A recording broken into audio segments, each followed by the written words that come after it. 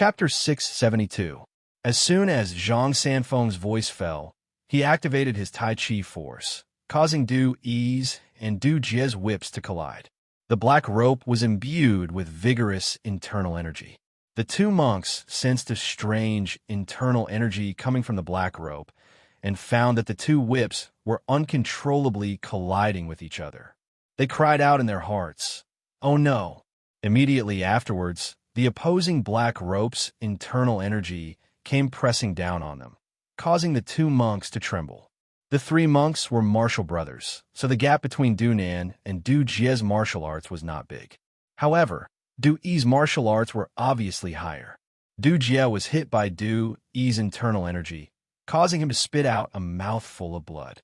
The qi and blood in his body churned violently, causing him to instantly lose the ability to fight. Although Du Yi's situation was slightly better, it was not much better. Du Jie's full force attack made his chest numb. Within a few breaths of time, his whole body was sore and numb, and his internal energy suddenly became sluggish.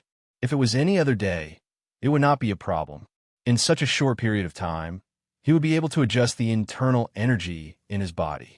However, what kind of person was Zhang Sanfeng? Since he had already made his move, how could he give his opponent a chance to breathe? Du Nan saw that his two martial brothers had instantly lost the ability to fight. He immediately turned pale with fright. With a flick of his whip, he attacked Zhang Sanfeng's back, hoping to stop him for a moment so that Du Yi could recover. Song Qing laughed mischievously. He absorbed a handful of pine needles from the ground and shot them towards Du Nan's face with his internal energy. It was like the pear blossom storm needles of the Tang sect. Du Nan's expression changed slightly, and he hastily dodged to the side. However, the black rope in his hand did not stop and continued to sweep towards Zhang Sanfeng's back. Du Nan suddenly felt a sense of danger. He suddenly realized that Song Qing, who was several feet away from him, was actually standing next to him and smiling at him. He could not help but feel a chill run down his spine. Is this really the world's Qing Gong? This was his last thought before his acupoints were sealed. The black rope lost its momentum and directly fell to the ground. Song Qing secretly breathed a sigh of relief. Fortunately, Du Nan had to split his attention to save Du Yi. Coupled with the fact that he did not know the details of his Qing Gong, I was able to easily subdue him. Otherwise, it would really have taken some effort. At this time, Zhang Sanfeng had also sealed Du Yi's acupoints. Seeing Song Qing subduing Du Nan so quickly, his eyes were full of admiration. "We will leave immediately after the investigation," Zhang Sanfeng whispered. Song Qing nodded and the two figures flashed, and they went to the Sutra Depository Pavilion. They had only just pushed open the door, but before they could even check out the situation inside, their expressions suddenly changed. They hastily placed their palms before their chests. It did not take long for a vast and majestic force to collide with their palms, causing their bodies to involuntarily sway. Yu and I Ching looked at the door and monk. The Li monk was a Suidu. The monk Nan and I Nan's Li monk. The Nan as Lu as Hua San San. San Su. Chi monk Ingli Jie Jie I Jie. I. The monk Dong Du Jie's face and Chi San Sin monk. However, the two of them didn't dare to underestimate each other in the slightest. After all, this emaciated old monk was fighting one against two earlier, yet he actually shook the two of them to the point their figures swayed at the same time. Even though it was because the old monk had been waiting for them to tire themselves out and the two of them were caught off guard.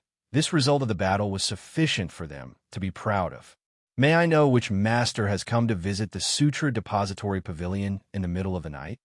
Although the monk's sweeping floor monk looked calm on the surface, his heart was in turmoil. He didn't know how many years it had been since he had the feeling that he would be able to look down on all the other mountains. Many of the world's famous masters couldn't even take one move from him. He didn't expect that in that exchange just now, he would be shaken to the point where his blood and qi were in turmoil. Just where did these two people come from? Zhang Sanfeng looked at Song Qing and rejoiced in his heart. What Song Qing said was true. This Shaolin Sutra Depository Pavilion was actually hiding such a super master. If it wasn't for Song Qing's warning, he would have rashly come to the Shaolin Temple. The monk sweeping floor monk looked at the old Taoist in front of him. Just by standing there casually, he looked like a deep pool and a high mountain. His appearance was unfathomable. He couldn't help but be surprised. Could it be him? When his eyes moved to Song Qing, he was even more surprised. So it is Almsgiver Song. Almsgiver not only healed the meridians in your body, but also learned this amazing ability. Your situation is really beyond this old monk's expectations. Song Qing hurriedly stepped forward and saluted. Junior Song Qing greets Senior.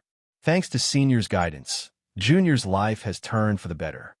I didn't give any substantive advice at the time, so I dare not take credit. The monk sweeping floor monk wanted to ask how the other party repaired the meridians, but now was not a good time to chat. He could only turn to Zhang Sanfeng. Is this Master Zhang of Wudong? Zhang Sanfeng bowed slightly. I am Zhang Sanfeng, greet the master. Master's cultivation is the best I have ever seen in my life. I admire you very much. There is a method in the world, but it is all a dream. What's more, in front of Master Zhang, I dare not call myself the best. The monk sweeping floor monk also bowed back. Faintly hearing the sound of the Shaolin monks rushing over here, Song Qing used the secret voice sending. Great master, why don't you come and stall this person in front of you? I will take the opportunity to go to the sutra depository to investigate. Otherwise, when Xin Ci and the others come, I am afraid there will not be a chance. Zhang Sanfeng secretly nodded. Okay. Song Qing's expression changed. He cupped his hands and said to the monk sweeping floor, Senior, this time we broke into Shaolin at night to investigate the whereabouts of my father and several martial uncles. If we have offended you in any way, please forgive us. I will come back to apologize in the future. As soon as his voice fell, his whole body was like a green smoke, rushing into the sutra depository. Almsgiver's lightness skill is probably the best in the world. The monk sweeping floor monk showed a look of surprise. He put his hands together, and without any movement, Song Qing suddenly felt that there was an invisible high wall in front of him. His whole body seemed to have crashed into a fishing net. He hit it with his palm, but the power of the palm that could topple mountains and overturn the seas could not be used. Instead, it was rebounded by the wall. Song Qing's expression froze. The wooden sword was already in his hand. With a wave of the sword, the wooden sword seemed to have turned into an invincible laser knife. The wall of qi in front of him was instantly split into two, and he suddenly felt the pressure around him relax. Huh? The monk sweeping floor monk was even more surprised. He was about to continue to attack when Zhang Sanfeng also moved. No matter how confident he was, he did not dare to expose his flank to the world's number one Zhang Sanfeng. He could only let Song Qing leave and turn back to face the strong enemy in front of him. At this time, Xin Ci had already led the experts of Shaolin to rush over.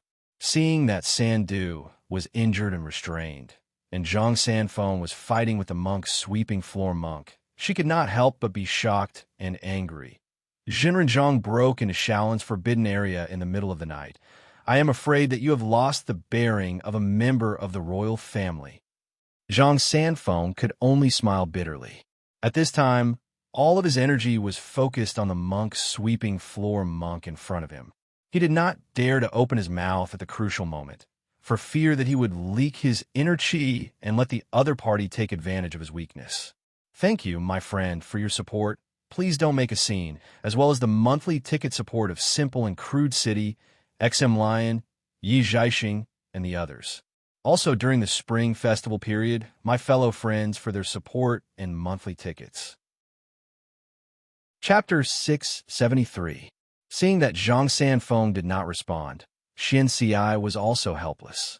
Although she wanted to help the sweeping monk, looking at the martial arts of this group of people, the difference between them and the two was too great. When the time came, not only would they not be able to help, but they would also drag their companions down. Originally, Xian Cheng was the best candidate. With his martial arts, he should be qualified to join the battle. Unfortunately, he was injured by that foreign monk during the day. Thinking of this, Xian Ci was a little angry. All of this was really a trick of Wu-Dang. First, they colluded with the leader of the devil cult and the foreign monk of the western regions to injure the Shaolin masters and weaken the strength of Shaolin so that they could sneak in the middle of the night. At this time, the surrounding area was completely silent. A group of Shaolin masters watched the two people in front of them exchange blows. The shock in their hearts was simply indescribable. Generally, when a Jianghu master made a move, every move and style was often very famous. If you used the 18 dragons subduing palms, I would have to use the 9 strategies beyond the swords to deal with it. Both of these moves were famous moves in Jianghu. But the two people in front of them had completely broken this understanding of everyone. The sweeping monk lightly patted. No one could recognize what was so special about this move of his. It looked very ordinary, as if any farmer in the countryside could easily avoid it by taking a step to the side. But Zhang Sanfeng acted as if he was facing a great enemy. He did not have the slightest intention of dodging. Instead, he punched toward the palm of his opponent. If Song Qing-shu was here, he would certainly sigh in admiration. In the original work, Murong Bo's martial arts were very good. In the face of this slap, he chose to raise his hand to block, and his body floated backwards. The martial arts of the Murong family of Gusu was already extraordinary. After studying the 72 ultimate skills of Shaolin Temple, it was like adding wings to a tiger. With a raise of his hand, his body floated, seemingly ordinary, but with a single palm, he could block all kinds of attacks in the world, and with a single retreat, he could evade any pursuit in the world. His defense was tight and elegant. But even so, he was still lightly patted on his Baihui acupoint by the sweeping monk and died. Zhang Sanfeng hadn't seen this move before, but his 100 years of experience made him keenly aware of the crisis within it. Unlike Murong Bo, he didn't choose to dodge. Instead, he faced it head-on and directly broke it with a punch. Seeing Zhang Sanfeng's fist, the Shaolin monks once again let out a cry of surprise. They could not understand the moves of the sweeping monk, and similarly, they could not recognize the name of this fist. They could not help but sigh in their hearts. When one's martial arts has reached such a high level, why would one still care about any moves? Often, a palm, a slap, or a kick, the most ordinary, simple moves would be enough to subdue the majority of the world's martial arts experts. Throughout Jin Yang's 14 divisions, only Zhang Sanfeng and the sweeping monk had reached this level. As for the other experts, whether it was Zhang Wuji, whose martial arts were heaven-defying, or the main character of the fantasy world, Shi Patian, when they fought, they would always need to use their own moves. If they encountered a top-notch expert, it wouldn't be strange for them to fight dozens or even hundreds of rounds. However, it was only Zhang Sanfeng and the sweeping monk who had only fought once or twice, and each time, they would defeat their opponent with a single move. It was impossible to see what was so special about their moves. With a grab, Zhang Sanfeng subdued the two Xianming elders with a single move. Behind him, he faced the sneak attack of the firm deity. After he was severely injured, he similarly killed him with a single palm strike. The sweeping monk also used a palm strike to kill experts like Murong Bo and Xiao Yuanshan. Zhang Wuji and Guo Jing were the protagonists. Every single move and every single style was often very famous. If it wasn't the Qian Koan de Nua de Nua, the Na, I know what was that slap from the sweeping monk. When one's martial arts reached this level, an ordinary move will be able to achieve an effect that far surpassed the various divine skills of those main characters. The two of them exchanged punches and kicks. At first glance, the people around them wouldn't be able to comprehend the mystery behind it. Often, they would only be able to understand it after a long time. In the situation at that time, that one punch and one kick was the most perfect response. However, at this time, the two of them had already exchanged dozens of moves. During this time, the moves of the two of them naturally couldn't be seen. The sweeping monk's eyes swept across the scene from the corner of his eyes. He understood the current situation like the back of his hand. When he saw that Shaolin had the advantage in numbers, but was unable to turn it into a victory, he couldn't help but feel slightly moved. If it were any other time, it wouldn't have mattered. However, today, Zhang Sanfeng was in the wrong. Coupled with the fact that this was a rare opportunity, the sweeping monk thought of taking advantage of this opportunity to make the other party stay here. Suddenly, an idea came to his mind. His body leaned into Zhang Sanfeng's bosom, forcing the other party to fight with his internal energy. Zhang Sanfeng frowned slightly. It wasn't that he couldn't avoid the other party's move, but if he did, he would lose the initiative. The other party's martial arts were not below his own. At that time, the continuous attacks would come one after another, and he would be in even more danger. What's more, with his 100 years of cultivation, the internal energy in his body cycled. The internal energy in his dantian was like smoke curling up, leisurely and free. The so-called dense purple gas. If he wanted to compete with internal energy, he certainly wouldn't be afraid of anyone in the world. Moreover, in this way, it might be easier for him to win. Having made up his mind, Zhang Sanfeng raised his hand to receive the sweeping monk's palm strength. The two palms intersected, and an invisible force spread in all directions. Even Xian Xi and the other masters couldn't stand steadily and fell back one after another. But Zhang Sanfeng's internal energy was vigorous. How could the sweeping monk be worse? 40 years ago, before the sweeping monk came to Shaolin, he was already an earth-shattering figure in the Jianghu. It was just that the average person didn't have the qualifications to come into contact with him. In these 40 years in Shaolin, he had also integrated the unique skills of Shaolin, and his martial arts had even reached an unprecedented level. This time, in a battle of internal energy with Zhang Sanfeng, they were actually evenly matched. Xian Xi knew that this was not the way to go. Although the sweeping monk's cultivation was extremely high, Zhang Sanfeng had been in the Jianghu for over 100 years. As time went on, the sweeping monk might not be able to hold on. Therefore, he decided to call for help from the other masters. Master Zhang, today is not a martial arts competition. You have trespassed into our temple's forbidden area in the middle of the night. Don't blame us for relying on numbers to win. However, Xian Xi also had self-awareness. The disparity between their group and the two of them was too great. If they ran over and engaged in close combat, they would instead be injured by the aftershocks of the two's internal energy.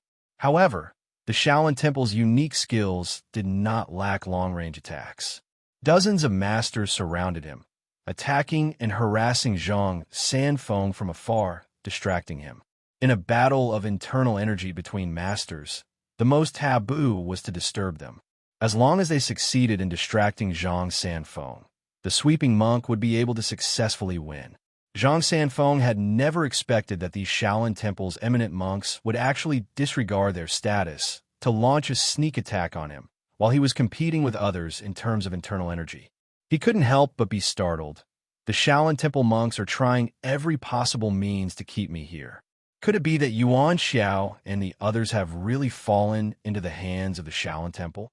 Having received Xian Xi's signal, the Shaolin Temple's eminent monks began to use their unique skills one after another.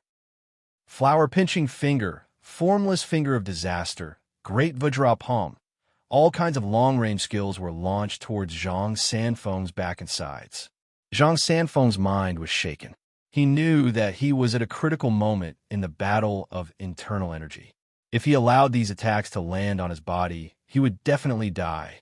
He secretly clenched his teeth and decided to risk getting injured. First, he would use his internal energy to shake off the sweeping monk, then. Chapter 674. How dare you? At this critical moment, Song Qing-shu descended from the sky. He did not expect that he would say this catchphrase that had been ridiculed countless times in his previous life. But at this moment, besides this, he could not find any other words to describe the anger in his heart. Reading WW? W? 1? K. Or reading N? S? H. You reading C? C? He didn't expect that the Shaolin eminent monk, who had always been sanctimonious, would actually take advantage of the critical moment when Zhang Sanfeng was competing with his inner force to make a move against him. This was clearly to put him in a dead end. Song Qingshu's eyes suddenly turned red. He was waiting to neutralize the opponent's various long-range attacks. The wooden sword faintly wandered around his body. He had already planned to start a massacre tonight. Seeing the look in Song Qingshu's eyes, Xian Xi's heart skipped a beat. He knew that today's matter could not be resolved peacefully. He also made a prompt decision and shouted, "Get into formation. This concerns the reputation of our Shaolin. There is no need to talk about Jiang who rules with him. Let's attack together." Song Qingshu chuckled and said, "It seems that his abbotship intends to leave both of us here. When the time comes, no one will know what happened tonight. Your Shaolin temple can just come up with a random excuse to get away with it. You can even take the opportunity to get rid of the Wudong sect's greatest threat. You are indeed brilliant." Song Qingshu secretly regretted it. Xianxi was the big brother who massacred Xiao Feng's family that year. If this matter could still be explained by Murong Bo deceiving him. But after that, he had an affair with Yi Ernyang, causing Yi Ernyang, a good girl, to get pregnant before marriage, but he didn't care about it. Want? Reading 1? K. A reading N? After Yi Ernyang brought disaster to Jianghu, where did her martial arts come from? Xianxi had always claimed to be compassionate. Why did he not control her? Moreover, when the heroes of Jianghu died one after another in order to keep his identity a secret, why did he not show up? Only when he was forced into a corner by Xiao Yuanshan at the Shaolin Convention did he confess everything.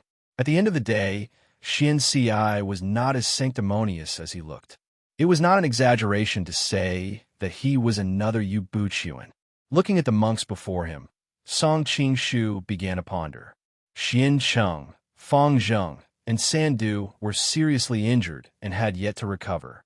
As for the remaining Xian, Kong, and Fang generation monks, although they were first-rate experts in the eyes of ordinary people, in Song Qingshu's opinion, only Shuzhu and Xianxi were worth paying attention to. I'll make Shaolin Temple bleed today." A fierce look flashed in Song Qingshu's eyes. In fact, the best choice for him now was to take advantage of this opportunity to seriously injure the sweeping monk. After all, the two of them were competing in terms of internal energy. If he and Zhang Sanfeng joined forces, even if the sweeping monk's martial arts were divine, he could only die with a grievance on the spot. Then, within the entire Shaolin Temple, there would be no one who could be a match for the two of them. It was a pity that Song Qingshu was unwilling to take advantage of others when they were in a precarious situation, so he shifted his target to Xianxi and the others. The Shaolin Temple and Song Qingshu had been enemies for many times, so they had long wanted to get rid of him. Therefore, the monks glared at Song Qingshu with hostility. Reading a book?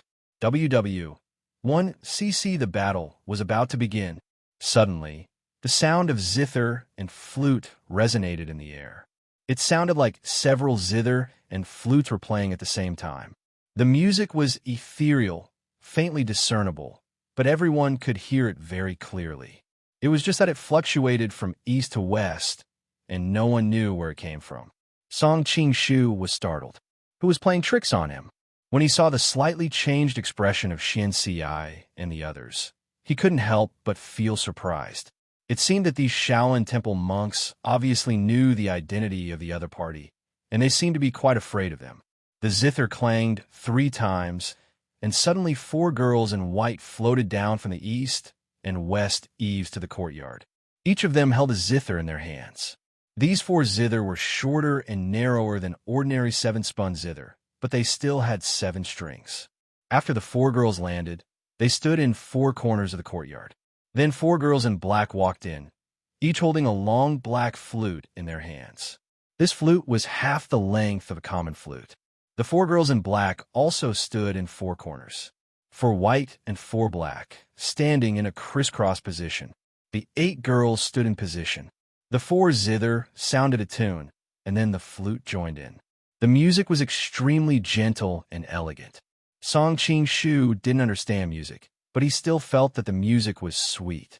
Although he was in a very urgent situation, he was willing to listen to it for a moment. Amidst the melodious music, a woman in a light yellow robe slowly walked in. She was about 27 or 28 years old, graceful and charming, extremely beautiful, but her face was too pale, without the slightest hint of blood. What an exaggerated way to appear. Song Qing-shu was startled. He couldn't help but think of an extremely mysterious person in the original work, the yellow-robed woman. She also appeared in the lion-slaying assembly. But at that time, all the meridians in Song Qing-shu's body were broken, and he was struggling at death's door. Naturally, he didn't have the chance to see her. "Miss, why have you come to our temple again?" Xin Si took a step forward and asked. If outsiders saw this, they would certainly find it strange that someone of Xian Si's status in Jianghu would be so polite to a little girl. But Xian Si knew that the martial arts this woman had displayed at the lion-slaying assembly were really shocking. He had no choice but to respect her. "I don't dare to give you advice. I'm here today because I'm worried that you will all be used by others and hurt the harmony between Shaolin and Wudong." The yellow-robed woman smiled slightly, like the first melting of ice and snow. Many of the young monks couldn't help but blush when they saw this. Used by others? Xian Si frowned and muttered to himself. The yellow-robed woman didn't continue to answer his questions. Instead, she turned to Song Qing-shu. Her bright eyes were filled with curiosity. In recent years, young master has suddenly become a new force to be reckoned with. You're in the limelight, almost as if you're the leader of the Ming dynasty, Zhang Wuji. I thought you were some amazing person. But seeing you today, young master's head is full of murderous intent. Aye. But Song Qing-shu didn't fall for a trick. He laughed coldly and said, "Song Mao has heard that Miss made a stunning appearance at the lion-slaying assembly, like a fairy who has fallen to the mortal world. I've always regretted that I didn't have the chance to see you. Who would have thought that when I see you today, I only see an ordinary woman who cares about ostentation and reputation? I'm so disappointed." He was giving her a taste of her own medicine. He learned it so well that many of the Shaolin monks had to suppress their laughter. The yellow-robed woman's face turned red. She had a noble status and was extremely beautiful. Everywhere she went, everyone treated her with the utmost respect, as if they were afraid of blaspheming a fairy. Where had she ever met such a scoundrel like Song Qing-shu? "I've long heard that young master has a sharp tongue. Your clever mouth has deceived the hearts of many women. Seeing you today, you really live up to your reputation," the yellow-robed woman said with a faint smile. Song Qing-shu chuckled and said, "Miss, it's better if you don't talk to me too much. I'm afraid that if you talk too much, you'll accidentally fall in love with me." The yellow-robed woman's starry eyes widened. She had never met such a shameless person. She couldn't help but let out a soft snort and no longer paid attention to him.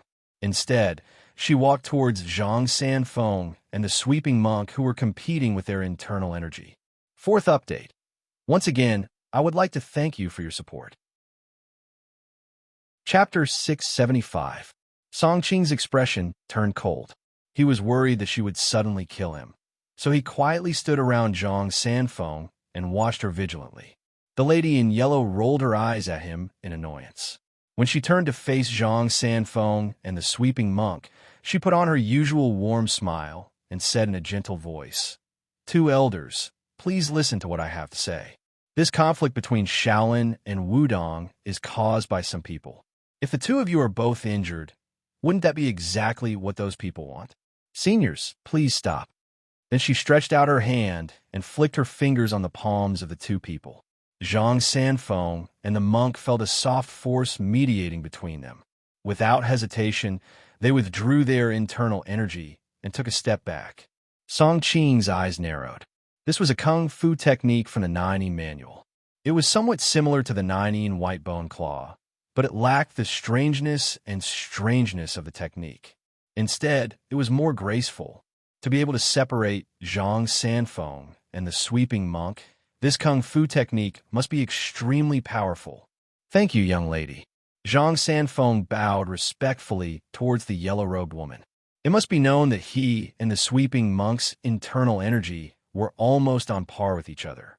Now that they were enemies, how could he dare to easily withdraw his internal energy? If no one intervened, the only way to end this was to wait for one side to be defeated. The girl in yellow smiled lightly. I still have to thank the two elders. If either of you did not withdraw your internal energy, I'm afraid I would have been seriously injured and died. Zhang Sanfeng and the sweeping monk glanced at each other and couldn't help but smile. The yellow-robed woman was right. In that situation, just now, she had actually taken a huge risk by acting as the middleman.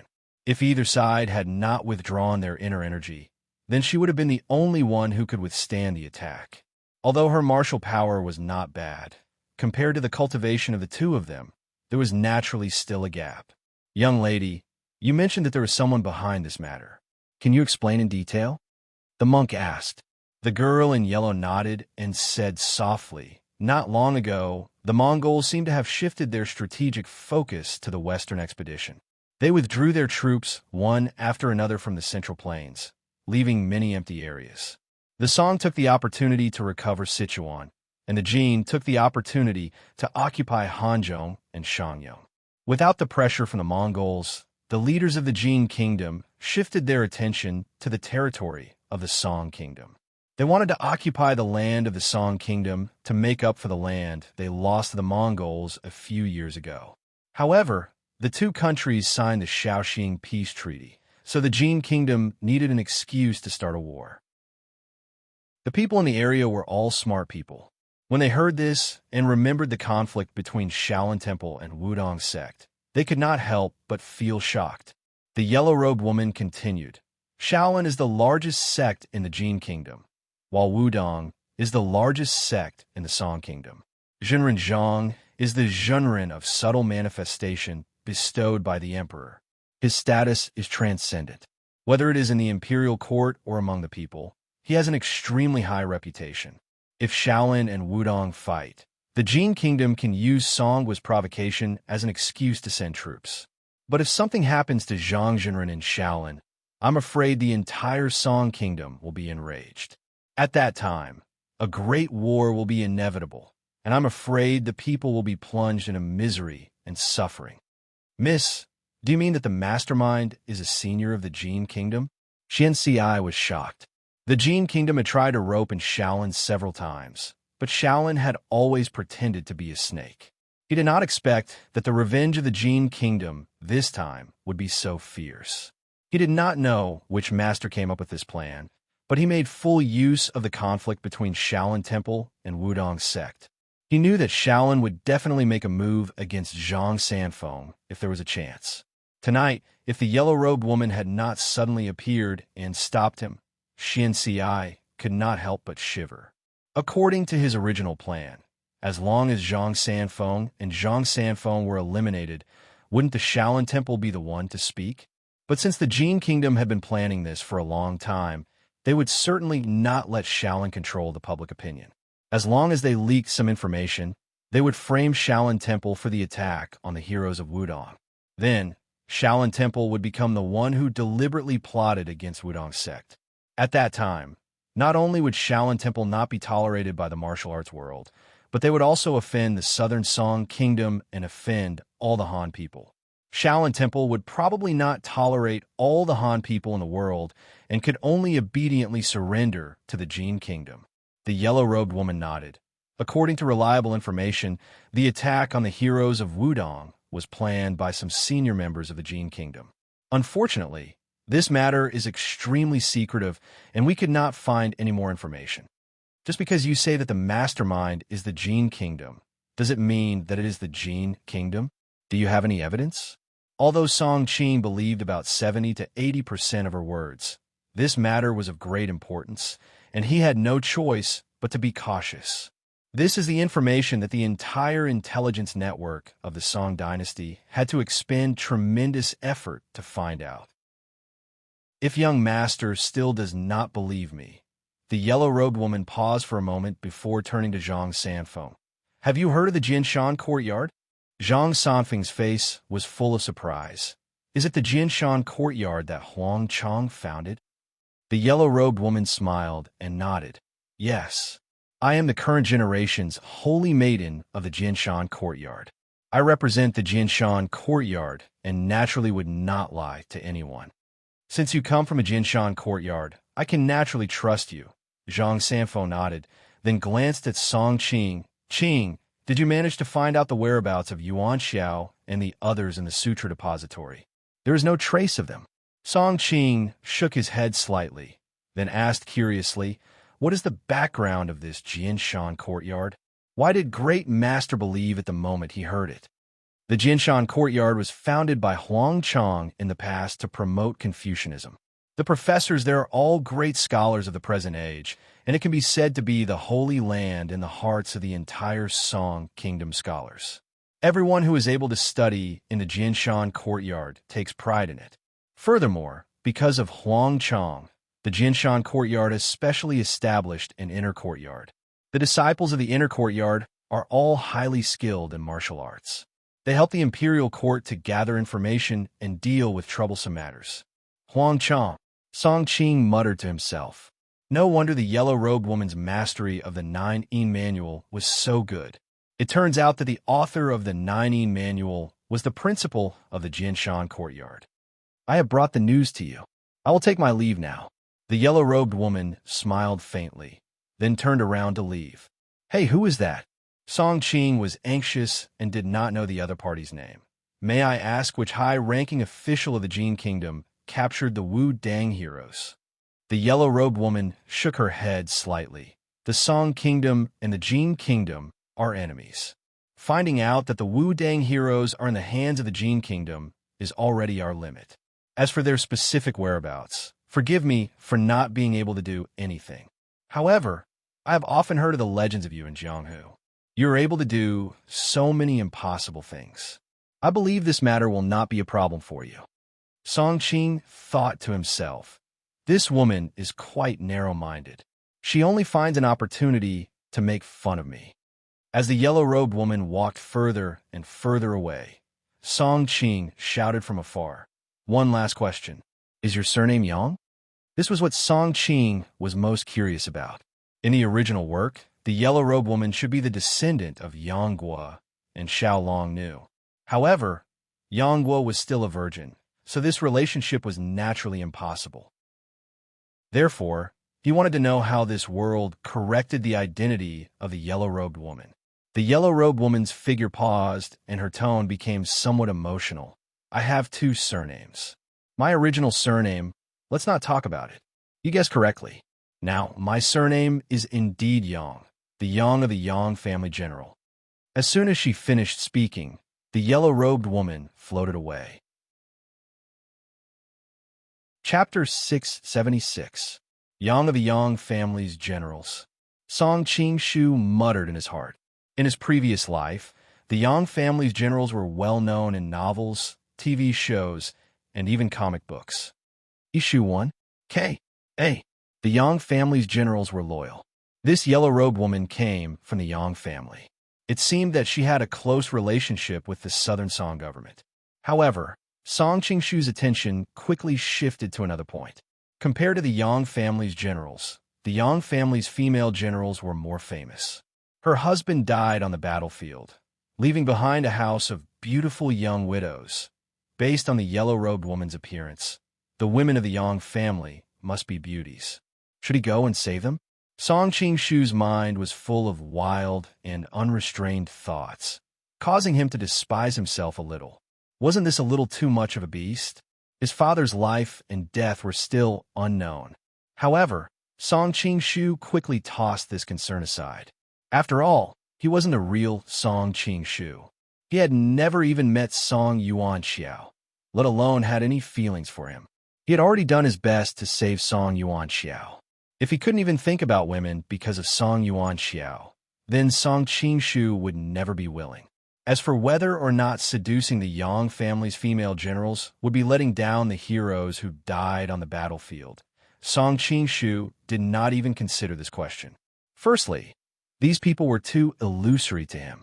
Secondly, he never intended to use force.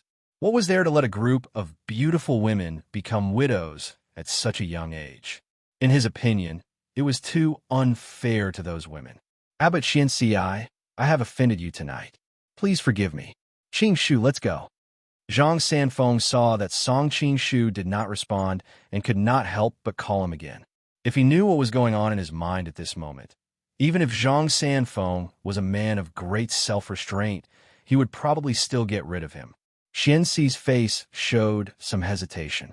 In the end, he gave up on using the power of the entire temple to keep the two of them. However, the uneasiness in his heart was expressed in his words. He coldly replied, "I won't send you off."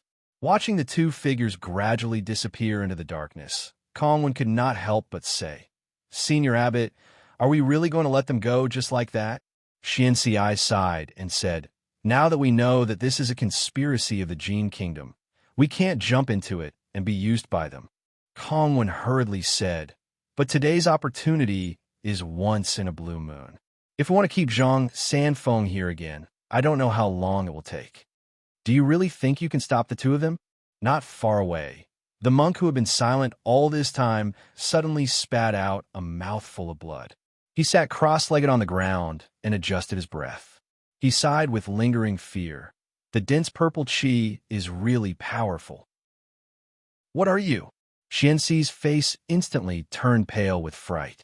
She quickly took out the Great Recover Pill, the holy healing medicine of Shaolin Temple, and gave it to him. After taking the Recover Pill, the monk's complexion finally improved a bit. He slowly opened his eyes. If it was just Zhang Sanfeng alone, then it wouldn't be a big deal.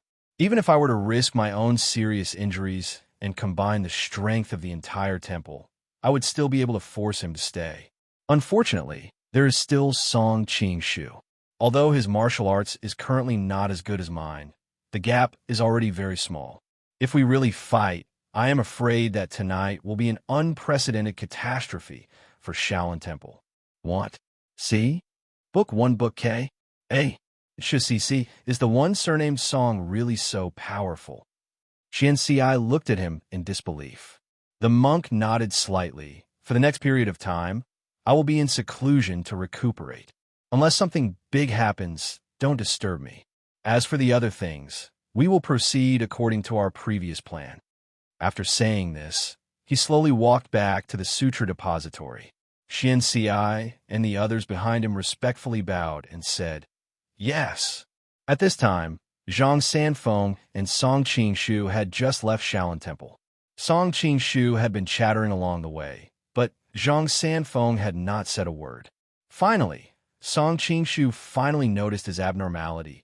"Great Master, what's wrong with you?" Zhang Sanfeng leaned against a pine tree on the side of the road. He could not help but spit out a mouthful of blood. Song Qingshu's expression changed, and he hurriedly transferred his internal force into his body. After the time it took to burn a stick of incense, Zhang Sanfeng felt that the churning internal qi in his body had gradually calmed down. He could not help but sigh. "I did not expect that there would be such a master in this world. If you had not warned me in advance, I am afraid that I would have suffered a great loss by going to Shaolin Temple without knowing anything." "Great Master, is that monk really so powerful that even you are not his opponent?" Song Qingshu turned pale with fright. During this period of time, he could be said to be in awe of Zhang Sanfeng's cultivation.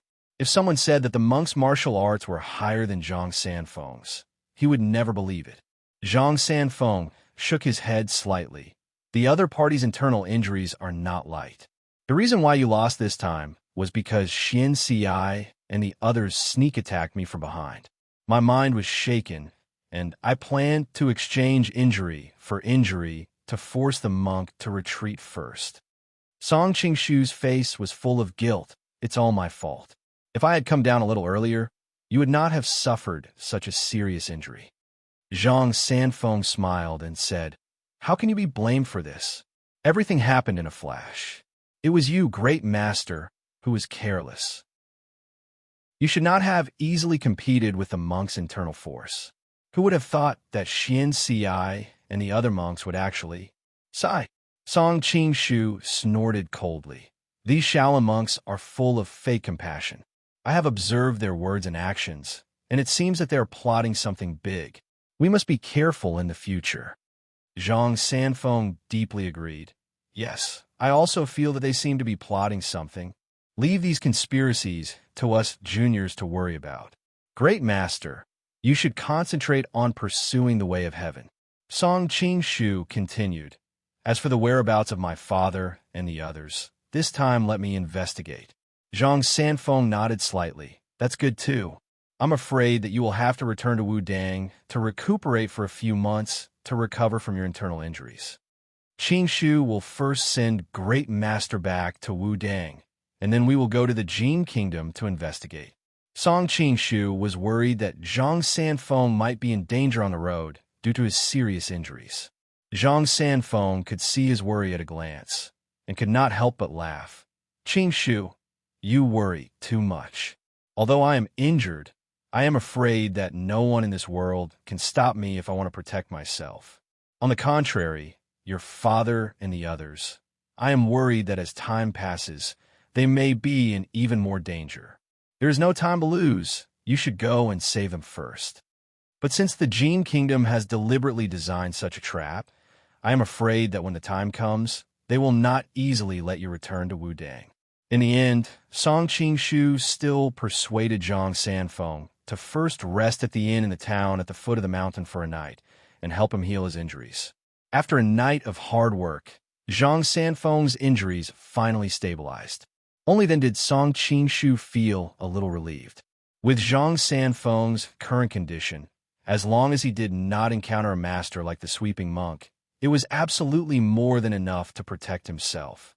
After seeing Zhang Sanfeng off, Song Qing began to think about how to find out the whereabouts of Song Yuanxiao and the others. According to the yellow-robed woman, this was the plan of some high officials of the Jin Kingdom. High officials? Song Qing was a little confused. He did not have much interaction with the Jin Kingdom, so the first person he thought of was Ouyang Feng. However, after being tricked by him a few times, he subconsciously became a little defensive and did not want to look for him. Suddenly, Song Qing eyes lit up. Mount Song was not far from Feng. At first glance, he knew that Madame Tang was a social butterfly among the nobles. He should be able to find some information from her. Chapter 677. Kaifeng was not far from Mount Song. Song Qing used his qigong to rush all the way and arrived at his destination in the evening. "Go away, go away. Do you think the residence of the provincial governor is something you can break into?" The guard at the door impatiently waved his hand. He was here every day to greet and see off guests, so he knew almost everyone who had a friendship with his master. Song Qing was a stranger to him. Not to mention he was dressed like a Han, so the guard looked down on him even more. Song Qing smiled bitterly to himself. It was really easy to see the king of hell, but difficult to deal with. A mere courtyard wall was not enough to stop him, but he was here to ask for help, so it was not good to be sneaky. Therefore, he decided to pay a visit to the other party openly. "I really do know you, madam. Handsome, look at my pure and innocent smile. Do I look like someone who would lie to others?" Song Qing squeezed out a smile and said embarrassedly. The guard snorted. "If you look like it, how can you lie to others? You Han people are the most cunning. I will not fall for your trick." Song Qing almost couldn't help but slap the guard to death. But as the saying goes, if you want to beat a dog, you have to look at its master. No matter what, he and Madame Tang had a friendship. If he killed her subordinate the second time they met, it would be too unreasonable. But Song Qing had already tried countless methods, but the person in front of him was impervious to everything. This made him so angry that he even wanted to use a lion's roar to directly call out Madame Tang. In the end, Song Qing still stopped this tempting idea. He kept using Tiger Lei's words to convince himself. "We must use virtue to win people over. Use virtue to win people over. If you give this to your madam, she will naturally know who I am." Song Qing finally thought of a way. He took out a dagger and handed it over. This dagger was the chastity guard given to him by Madame Tang. Song Qing saw that this dagger was extremely sharp, so he always carried it with him in case of emergencies. He didn't expect it to come in handy today. The guard's eyes immediately widened. There were several gems embedded on the dagger, and with a single glance, he could tell that it was an extremely precious item. Moreover, he also recognized that this dagger belonged to the Jurchen nobles. He couldn't help but suck in a breath of cold air.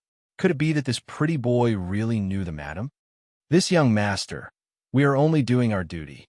I hope that young master does not mind." The guard immediately changed his expression. "This lowly one will go find madam now. I will trouble young master to wait here for a moment." Song Qingshu nodded slightly. He didn't mind the man's flattery at all. Before the guard left, he smiled coldly and thought to himself, "I'm being polite to you now, just in case. If madam doesn't recognize this thing, you will be in for a treat." Song Qingshu didn't pay attention to the guard's expression. The two of them weren't on the same level. Why would an elephant care about an ant's thoughts? After standing at the entrance for a short while, the door to the provincial governor's mansion opened and a group of people hurriedly came out to welcome them. The person in the lead was the incomparably charming Madame Tang. "Young master, it really is you." Seeing Song Qingshu's appearance, Madame Tang's expression immediately became excited. She immediately rushed over and held Song Qingshu's hand in her arms. "I'm not dreaming, am I?" Feeling the softness of the other's chest on the back of his hand, Song Qingshu couldn't help but feel a little embarrassed.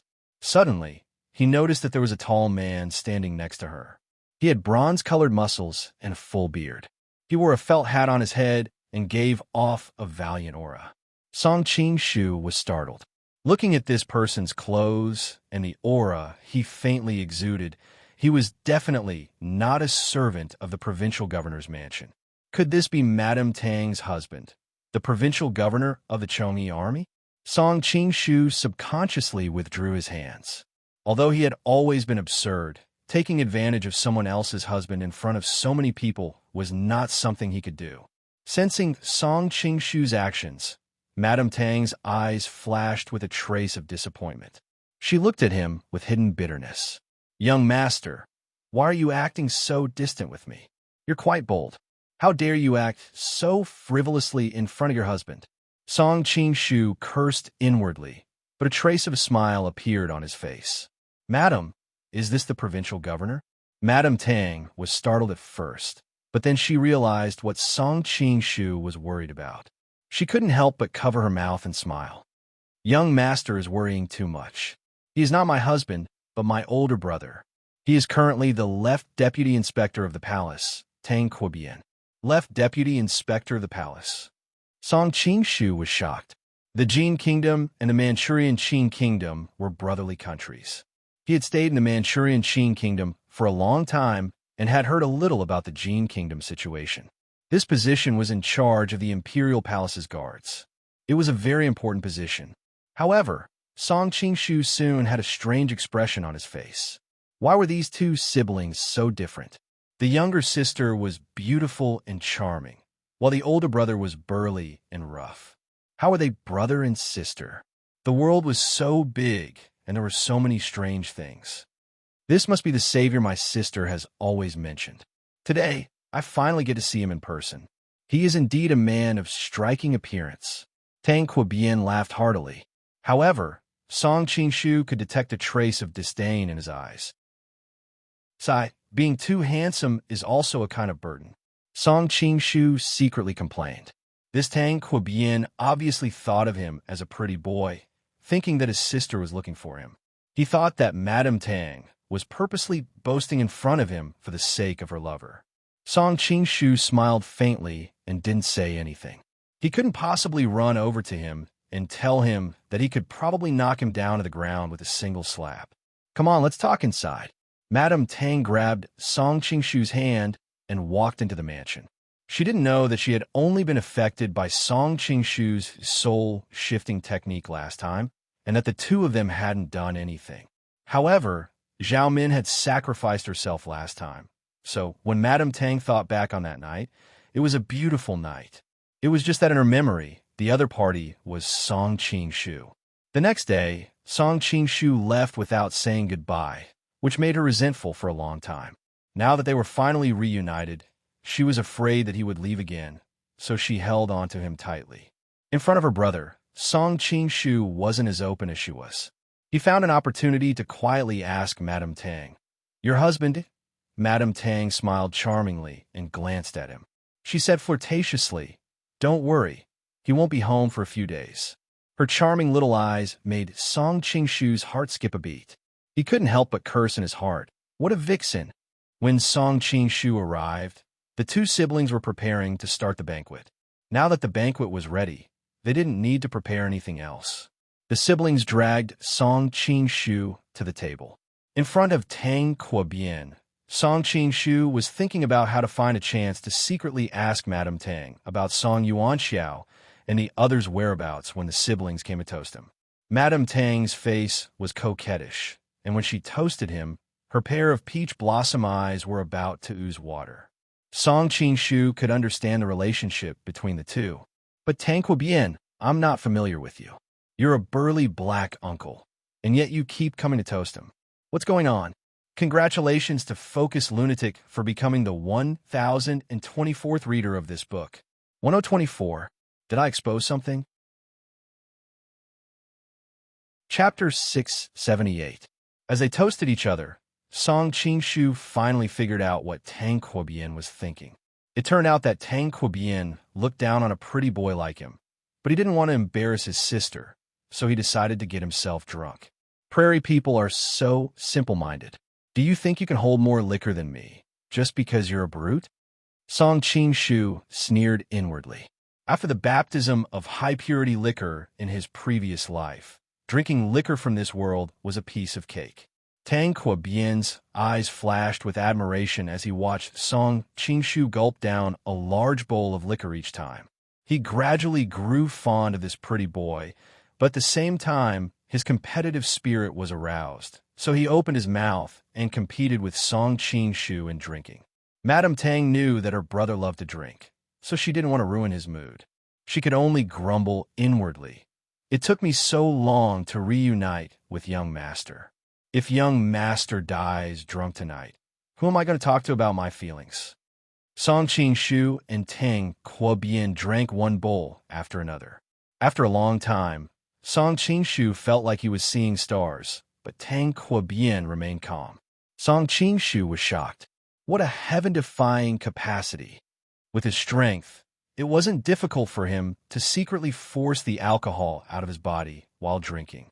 But he was very confident in his capacity, so he didn't need to fake it. As the two of them drank, they began to appreciate each other, and Song Qing-shu didn't want to lie to Tang Quobian. Brother Tang Quo's alcohol tolerance, I'm really inferior to you, Song Qing-shu stuttered.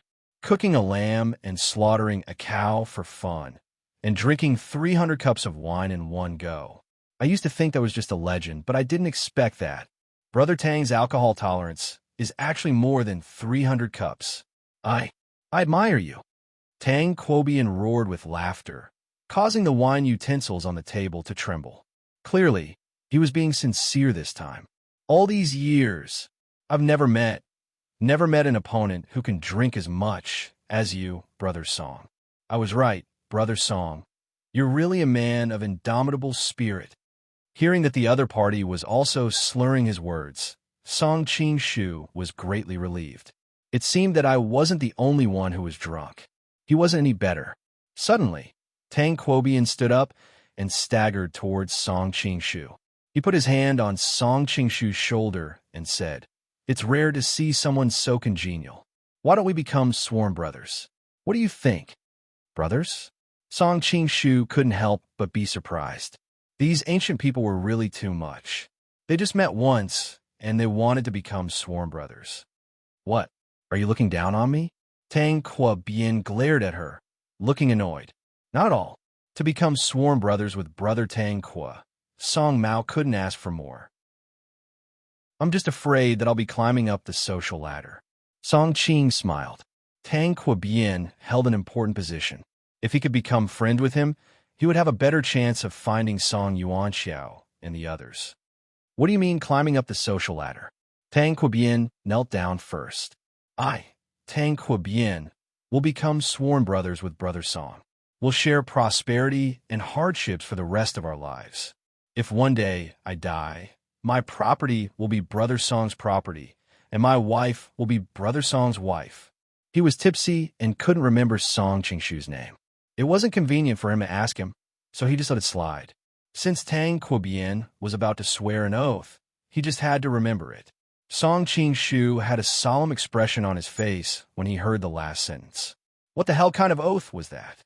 The property is one thing, but what about the wife? Song Qing-shu broke out in a cold sweat. That's the most solemn oath in the Jin Kingdom, Mrs. Tang said with a smile. It means that the two parties who make the oath are willing to give up everything for each other. The most important things for us perfected ladies are our property and our wives. It shows how congenial my brother is with you. How can there be such an absurd oath in the world? Song Qing-shu exclaimed. From Mrs. Tang's tone, it seemed that the oath had to be made by both of them at the same time. Mrs. Tang explained with a smile, Young master, you may not know this, but the customs of us nomads are different from those of the Han. Due to natural and man-made disasters, population is the core resource of a tribe. The more people there are in a tribe, the more prosperous the tribe is. If someone dies in battle, the tribe will never allow his wife to be widowed like the Han. Instead, she will be forced to remarry and continue to have children. Later, it gradually became a custom that when the elder brother dies, the younger brother inherits the sister-in-law, and when the father dies, the son inherits the wife and concubines. Of course, the biological mother is an exception. Seeing the look of disbelief on Song Qing-shu's face, Mrs. Tang continued, Wang Zhaojun, one of the four great beauties in the history of the Han people, experienced something like this. She married Hu Hangxi Chanyu less than 2 years after she was married to the Xiongnu. Then she married Hu Hangxi Chanyu's eldest son, Fu Julian Chanyu. They lived together for 11 years. Fu Julian Chanyu also died. At the age of 33, Wang Zhaojun married Fu Julian's eldest son. Song Qing-shu frowned and sighed. I only hate that I wasn't born in that era and couldn't save this poor woman. Humph! A heavy snort came from beside him. Tang Qua argued angrily. Song, I treat you with sincerity, but you make excuses here. Are you worried that my wife isn't beautiful enough, so you deliberately blackmail your wife? Ask my sister in the entire Jin Kingdom, which woman is more beautiful than my wife? Brother, Prince Song is a Han, so it's normal that he isn't used to our customs, Mrs. Tang explained, then said to Song Qing-shu, Prince Song, my brother is the emperor's son-in-law, and his wife, Goodbye, is the most beautiful woman in the Jin Kingdom. There are countless people in the Jin Kingdom who want to be my brother's brother, but he has never agreed. Today, he took the initiative to make this request, so it's obvious that he is sincere. Song Qing-shu felt a headache coming on. If he did not agree, he might offend these two siblings. At that time, it would be impossible to find information about Song Yuanxiao and the others. However, Song Qing-shu was not that generous to make such a vow. Suddenly, Song Qing-shu had an idea. He pulled Mrs. Tang aside and whispered in her ear, Did you tell your brother my real name? Mrs. Tang shook her head subconsciously. You are a criminal of the Qin Kingdom. How could I dare to tell him your real identity? I told him that your name is Song Siming. I thought that since you are fighting against the Qing and restoring the Ming, you wouldn't mind giving yourself such a name. After saying this, she looked at him worriedly.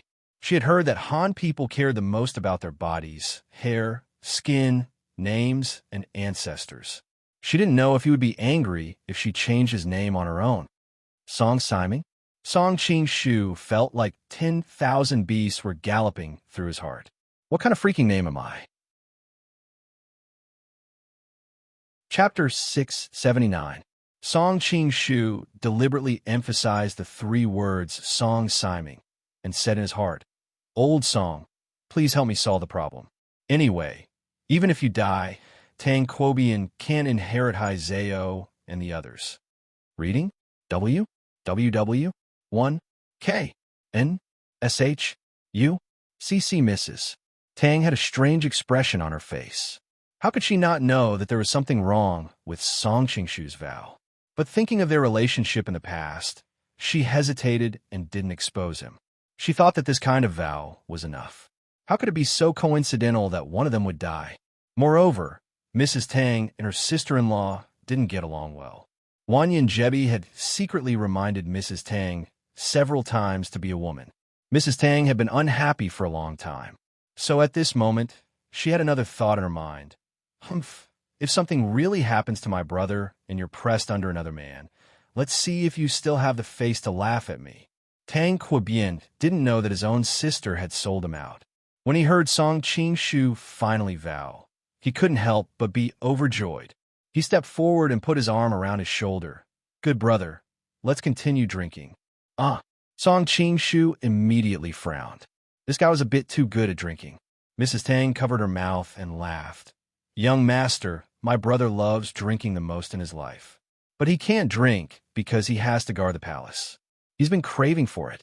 It's rare for him to have a vacation. Of course, he won't let go of such a good opportunity. Song Qing-shu had no choice but to bite the bullet and drink with him. In the end, he was so drunk that he couldn't even walk steadily. Reading? WWW? 1. CC misses. Tang saw that the two of them were about to fall and quickly stopped the banquet. She ordered the maids to help Tang Quobian back to his room, and she personally helped Song Qing-shu back to his room. Most of his weight was on Mrs. Tang. Song Qing-shu smiled and said, Madam, why is your body so soft? Madam Tang glanced at him charmingly. It's not like you haven't touched my body before. I really didn't, Song Qing-shu said honestly, thinking that it was Zhao Min who had sex with you that night, not me. Mrs. Tang's face was full of resentment. Young master is so heartless. I've been thinking about you day and night, but young master can't even remember this. Song Qing-shu's body was already swaying from drinking too much wine. With Madame Tang's low frown and faint smile, most of his body became limp. After the smell of alcohol rose, his hands also began to become dishonest. Soon, Madame Tang's cheeks turned red and her breathing became rapid. She pleaded in a low voice, Young master, don't do it here. There are too many people in the manor. If my husband hears about it, it won't be good. Song Qing-shu had no intention of letting go. Instead, he said in scrupulously Wuji, So what if he knows? What can a mere Chomi military governor do to me? Song Qing-shu didn't have any tender feelings for this noble lady. What he had was pure love. Therefore, as he spoke, joyful Jinshi slowly entered her body from his fingertips. Reading a book? W1? K. Ungshu's and Madame Tang's red lips opened slightly, and she let out a soft moan that even she was ashamed to hear. She felt a warm flow slowly flowing out from the depths of her body. Her cheeks became even hotter. She murmured, Young master, I'll come to you secretly later. What are you afraid of? Song Qing-shu snorted. Amidst Mrs. Tang's exclamation, he carried her in his arms and walked to his room. Along the way, she saw the shocked and inexplicable gazes of the servants. Madame Tang was about to die of embarrassment. However, being held in Song Qing-shu's arms and surrounded by his masculine aura made her heart throb inexplicably. If I die, then I die. Madame Tang bit her lip lightly and buried her head in Song Qing-shu's arms, allowing him to openly carry her back to the bedroom. Young master, you're so bad. You're obviously not drunk, but you just had to let me hold you. Madame Tang suddenly sobered up and couldn't help but pout coquettishly. Song Qing-shu took a deep breath of Madame Tang's body and said with a smile, I was drunk, but with such a stunning beauty as Madame accompanying me. If I didn't wake up, wouldn't it be too unromantic? Madame Tang laughed happily. Young master's mouth is so sweet. Madam, do you want to try it? Song Qing-shu sat down against the side of the bed and took advantage of the situation to put her on his lap. Feeling her plump and firm buttocks, he couldn't help but secretly praise. Madame Tang put her hands on his neck and looked into Song Qing-shu's deep eyes. Her eyes began to become blurred. She subconsciously bit her lip and whispered. Yes, her pearly white teeth and bright red lips were intertwined, creating a strange sense of beauty. Song Qing-shu lifted her smooth chin and said with a smile that was not a smile, I've drunk too much wine and my body is hot. I'll have to trouble Madame to help me take off my clothes. Madame Tang nodded and snorted as she undressed him. I'm not even this gentle to my husband. Song Qing-shu said with a smile. That's because your husband doesn't have the ability to subdue a peerless beauty like you. Young master, Don't make fun of me. Her fingers touched Song Qingshu's strong chest, and Madame Tang's slender snow-white neck was unconsciously dyed with a layer of red.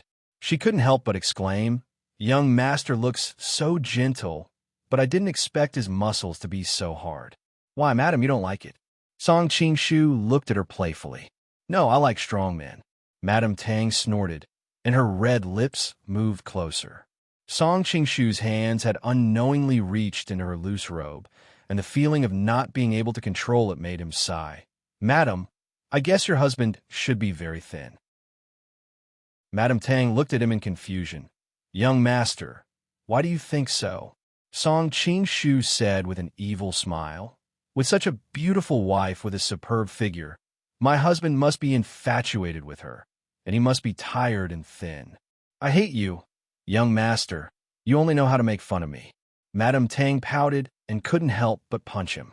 Seeing Mrs. Tang suddenly reveal her girly side, Song Qingshu could no longer hold himself back. He tore off her belt, revealing a pair of snow-white long legs, and pressed his entire body heavily on top of her. Madame Tang let out a satisfied grunt. The heavy pressure of the man made her body tremble inexplicably. Song Qingshu took advantage of the fact that he was sober, and he didn't have any pity for this noble woman. So from the beginning to the end, he was the most primitive and barbaric collision, wantonly releasing the heat in his body. Madame Tang couldn't help but frown and secretly sigh in her heart. No matter how gentle a man looked, he was a beast when he took off his clothes. However, her trace of displeasure was quickly replaced by a tidal wave of trembling. Her slender and delicate neck was like a swan, raised high, and finally turned into a burst of soul-stirring cries. Chapter 680. The next morning, when Song Qingshu got up, he touched the quilt beside him. The beauty was gone, and he couldn't help but feel a little lost. Thinking of last night's pleasure, Song Qingshu couldn't help but smile. He hadn't felt so refreshed in a long time. Mrs. Tang was not only delicate, but also plump and juicy. She was indeed a woman among women. She was the best weapon in combat. He didn't know what her husband was thinking. He was not there twice, leaving such a charming wife at home alone in the bed. As the saying goes, capable people do more work, so he had to work harder to irrigate the family's fertile land for him. Song Qingshu, pay attention to your moral integrity.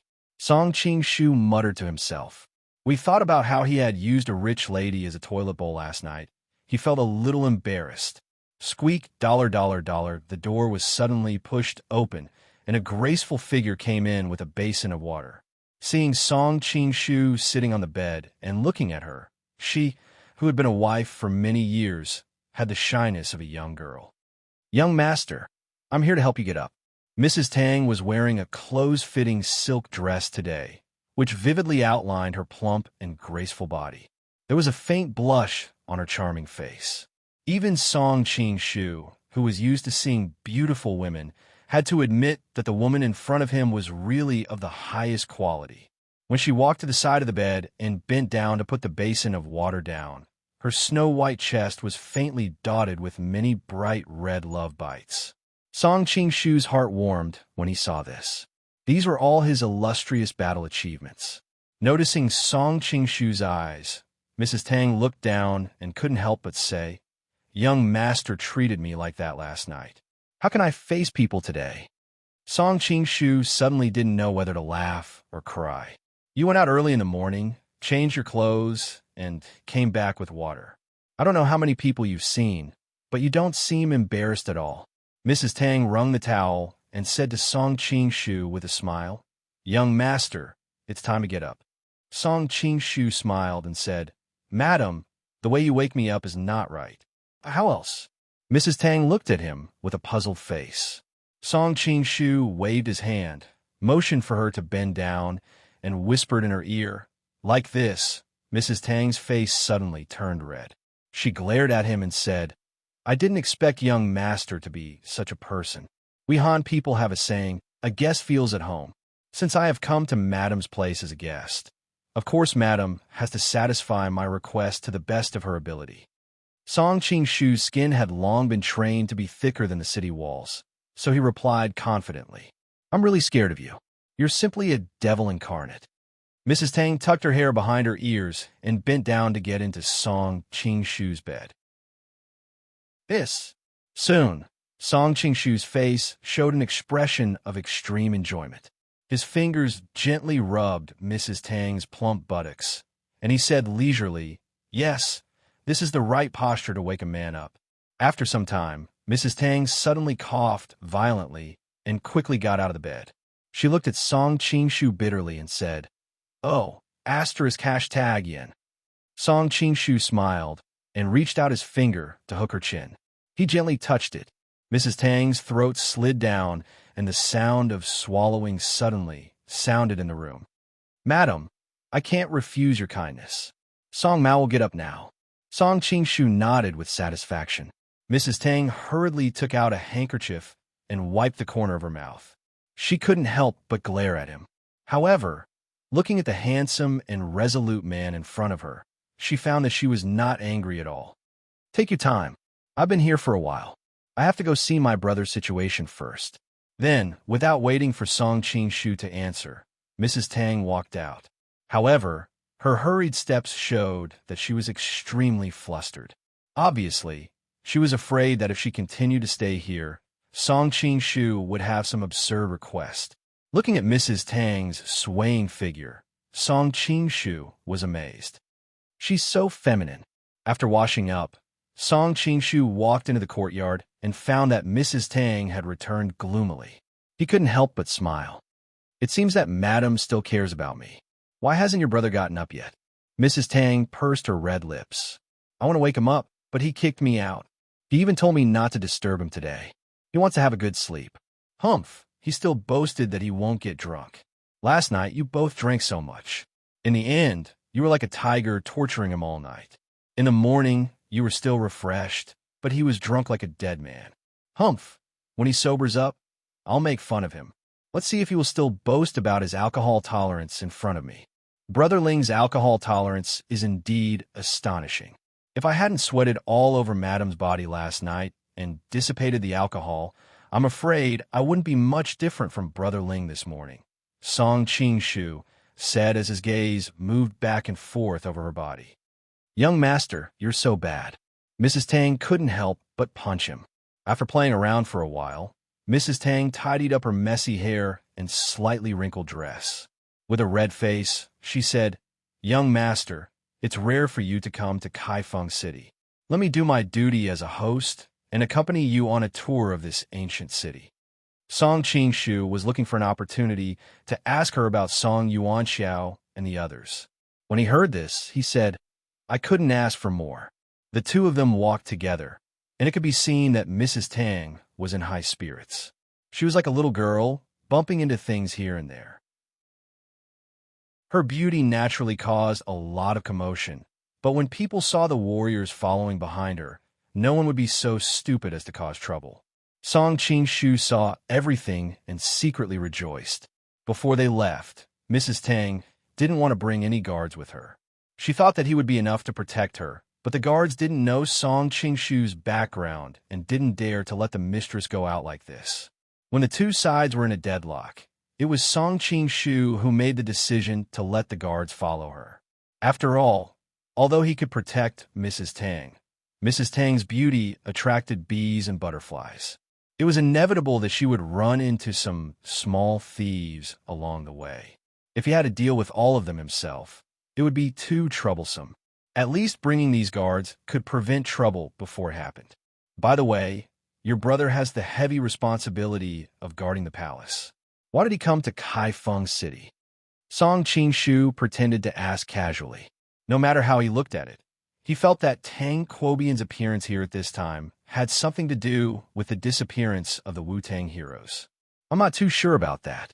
I think I heard him mention that although this trip is nominally a vacation, he has something important to do in secret." Mrs. Tang picked up a stick of candied hawthorn from a roadside vendor's stall.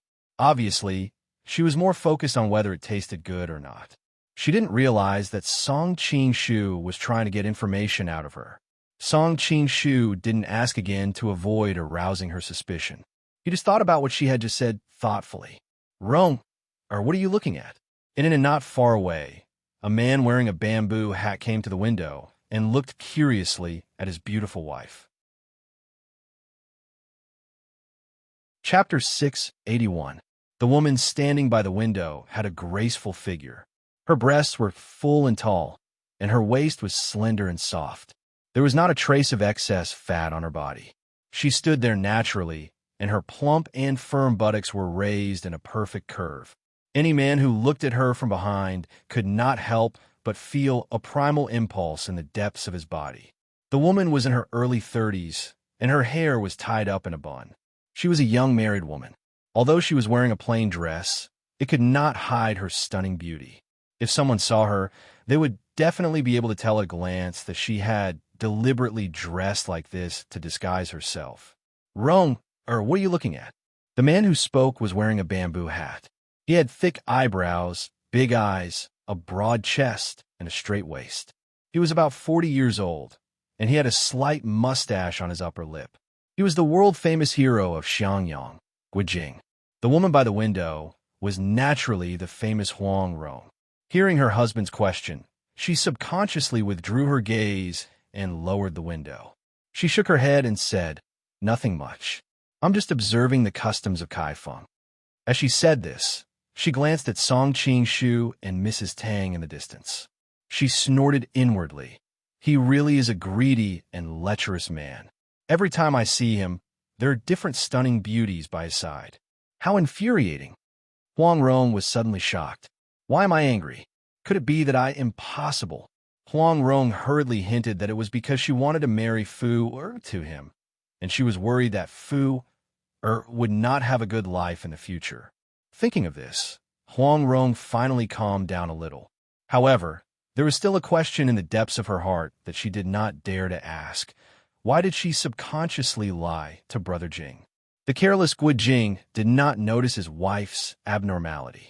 Instead, he said to himself, Rong, or this time we're going to assassinate Tang Quobian. I'm afraid it will be very dangerous. I don't know how many of our brothers will die tonight. Huang Rong finally came to her senses. This time, we have a high chance of success. Brother Jing, don't worry too much. I hope so. Guijing nodded.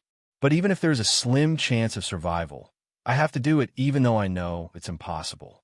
According to the information sent back by the spies, the Jin Kingdom was planning to invade the south. He's very powerful. His status is illustrious, and he's a staunch supporter of war. As long as we get rid of him, the Jin Kingdom's supporters of peace will gain the upper hand. At that time, the people of the Song Kingdom will be spared from suffering. Huang Rong frowned and said, Brother Jing, I feel that there's something fishy about this incident. We seem to have gotten the intelligence from the Jin Kingdom too easily. Furthermore, it seems that Tang Quobian wasn't prepared at all. The Jin Kingdom is treacherous, and there are many Han people in their territory who are still loyal to their country. With their help, it's not surprising that we can find information about the internal affairs of the Jin Kingdom. Ronger, don't think too much about it. Rest well, we have a big battle tonight. Guijing finished speaking and went to the side to meditate. Yes. Huang Rong nodded and subconsciously opened the window. Unfortunately, there was no sign of Song Qing-shu on the street. The beautiful young woman leaned against the window, looking lost and disappointed.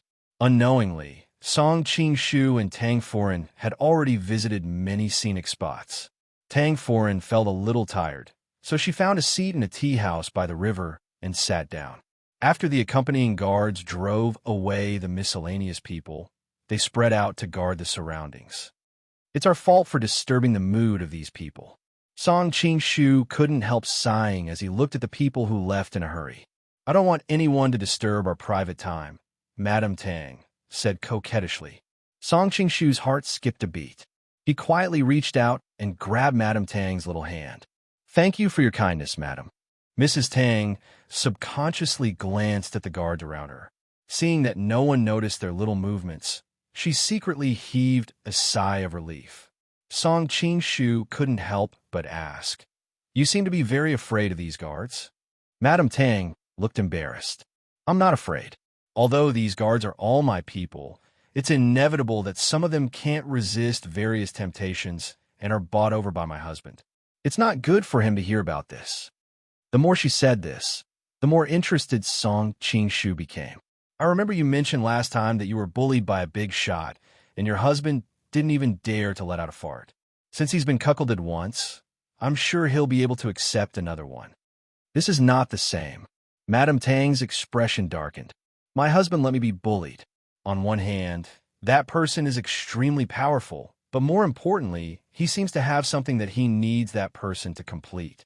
That's why he's letting him do as he pleases. Song Qing-shu's heart skipped a beat. He urgently needed to inquire about the high-level officials of the Jin Kingdom, so he took the opportunity to ask, Madam, last time I asked you about that man's identity, you didn't tell me. Now that we are so close, are you still not willing to tell me? Feeling Song Qing-shu's fingers gently stroking her palm, Madame Tang blushed. I don't want to tell you for your own good. If you know some things, I'm afraid it will bring you big trouble. Song Qing-shu smiled faintly. I think you have heard a lot of rumors about Song Mao.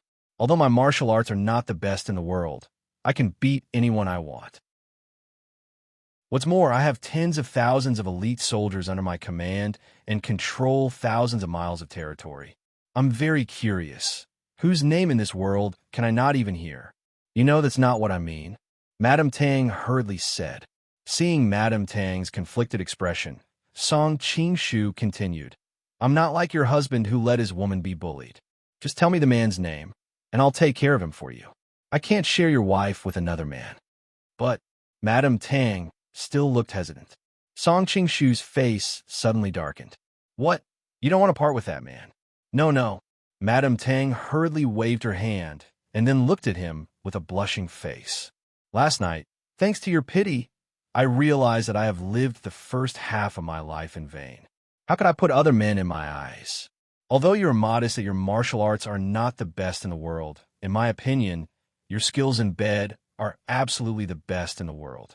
Being affirmed by an experienced and mature woman, Song Qing-shu's vanity was greatly satisfied. Madame's little mouth is really sweet.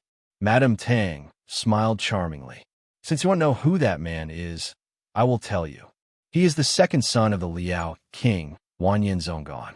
He is now the hailing king, Wanyan Liang. It's him. Thinking of the Jin Kingdom's prince in the inn where he had met Xiao Long Nu, Song Qing-shu thought about it. End of this chapter. Chapter 682. Mrs. Tang continued. I hope young master won't think about killing him. Firstly, he has many experts around him, and it's too dangerous for young master to assassinate him. Secondly, in the eyes of some people, Tang Ku's family has already marked him as a traitor. If he dies, our political enemies will definitely take the opportunity to purge our family. I don't want to see that happen. Song Qing-shu frowned. Song Mao doesn't have the habit of sharing women with other men. Madame Tang smiled sweetly. Young master, you don't have to worry about that. That person has many beauties by his side, and I'm so far away from the capital. He won't even have the chance to touch my body. Seeing that Song Qing-shu was still unhappy, Madame Tang took his hand and said coquettishly, Young master, please have some confidence in me. Young master is a man among men. After being favored by young master, how could I like another man? / Song Qing-shu suddenly had a strange expression on his face. Could it be that Madame's husband has returned home and Madame doesn't allow him to touch her? Madame Tang's eyes were like silk as she whispered, If young master doesn't allow it, I won't let him touch it. Song Qing-shu couldn't help but laugh.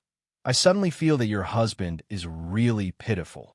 Madame Tang giggled and said, Who asked him to not be as capable as young master? Song Qing-shu was enraged by her coquettish appearance. Pulling her along, he walked to a nearby inn. Mrs. Tang was startled at first, but after she understood what the other party was thinking, she couldn't help giggling foolishly. Looking guiltily at the guards behind her, Mrs. Tang knew that a few of them were her husband's trusted aides. But now that things had come to this, she couldn't be bothered to care so much. In the end, who asked him to be so incompetent? Yeah, Guo Jing and Huang Rong.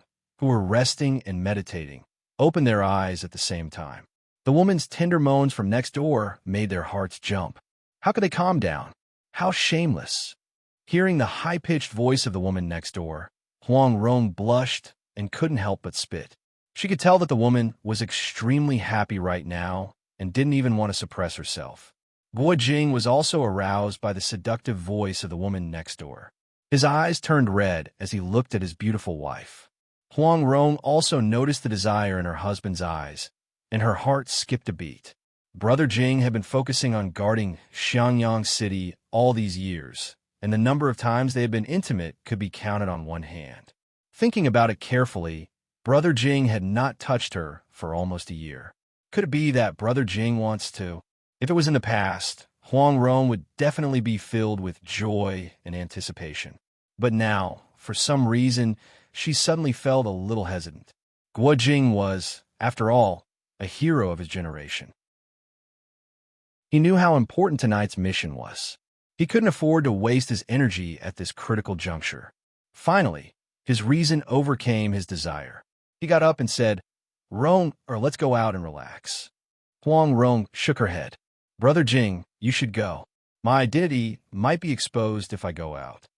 Unlike Guo Jing, who had a common face that would not attract attention in a crowd, Huang Rong's peerless beauty could not hide her charm even if she was dressed like a peasant woman. If she met some lecherous playboys on the street, it would inevitably cause trouble. They were in the territory of the Jin Kingdom, and if anything happened, their plan might fail. Guo Jing also understood this, so he didn't try to persuade Huang Rong when she refused. The noise from next door was getting louder and louder.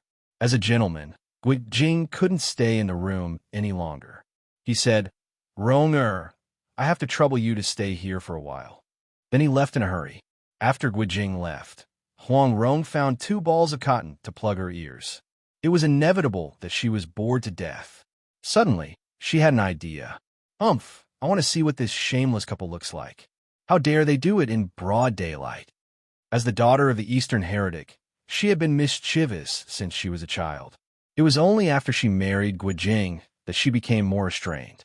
Now that Guo Jing had left, she started to have the idea of peeping.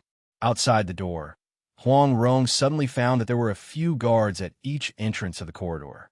They were staring at everyone with unkind faces. She suddenly realized that no one cared about the 2 people next door, even though they were having an intense fight. It turned out that someone was guarding outside and taking all the trouble for them. Because the guard's attention was all outside, Huang Rong, who was next door, escaped their surveillance. She quietly went to a hidden window and found that the noise was getting more and more obvious. The woman's singing voice was mixed with the sound of water. As someone who had been through it, how could Huang Rong not know what that sound was? Her face quickly turned as red as an apple. Seeing that there was no one around, Huang Rong hurriedly licked her fingers, then gently poked a hole in the window. Looking through the hole, the first thing that came into view was the clothes scattered on the ground. Huang Rong couldn't help but spit. Her gaze continued to move up, and what she saw was a pair of snow-white, slender legs raised high in the air. A burly man was pressing down on the woman's body, wantonly galloping. The woman's snow-white body and the man's masculine skin unexpectedly formed a harmonious picture. That strong body and that unique sense of rhythm made Huang Rong's heart beat wildly. Just as she was about to leave, the man inside seemed to have sensed something. He suddenly turned around and stared at the window Huang Rong was at. "Who is it?" Huang Rong was shocked. She hurriedly used her qing gong and ran back to her room. She leaned against the door, her full chest rising and falling rapidly. After a long time, seeing that the other party didn't chase after her, Huang Rong finally let out a sigh of relief. However, her previous nervousness was quickly replaced by a wave of shame and anger. "Song Qingshu, you bastard!" In the room next door, a snow-white arm quickly hooked around Song Qingshu's neck. "Young master, who is it?" "I don't know. Maybe it's a little thief from somewhere." Song Qingshu frowned slightly. At that moment, he didn't see the other party's appearance clearly. "Don't worry about that nonsense. I still want it." Madame Tang clamped her legs together and wrapped them around the man's waist. "Madam is so kind. Song Mao will respectfully accept."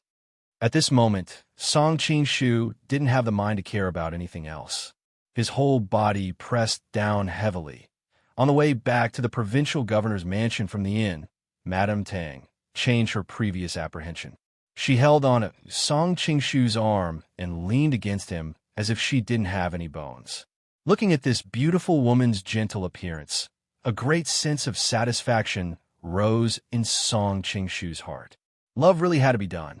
"Young master, do you want to ask about something?"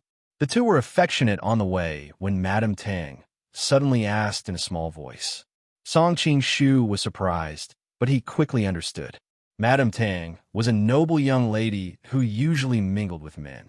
She definitely had this little bit of insight. He had tried to beat around the bush several times before, so it was inevitable that he would reveal some traces. Chapter 683. Swordsman's Song. Mrs. Tang frowned and seemed to be thinking, but finally shook her head. "Master, I've been away from the capital for a long time, and I'm not as well informed as before. I haven't heard anything about Swordsman's Song. Well, I'll go back and ask my brother about it." Song Qing-shu also thought that Tang Quobian was more likely to know, but he was a little worried when he heard that Mrs. Tang was going to inquire about it. Won't this arouse his suspicion? Mrs. Tang smiled and said, "Don't worry. I don't have any other skills, but it's a piece of cake for me to deal with men." Song Qing-shu had a strange look on his face. He thought, "That man is your brother. Are you going to deal with him like how you usually deal with men?" Seeing that he was still worried, Mrs. Tang continued, "Don't worry too much.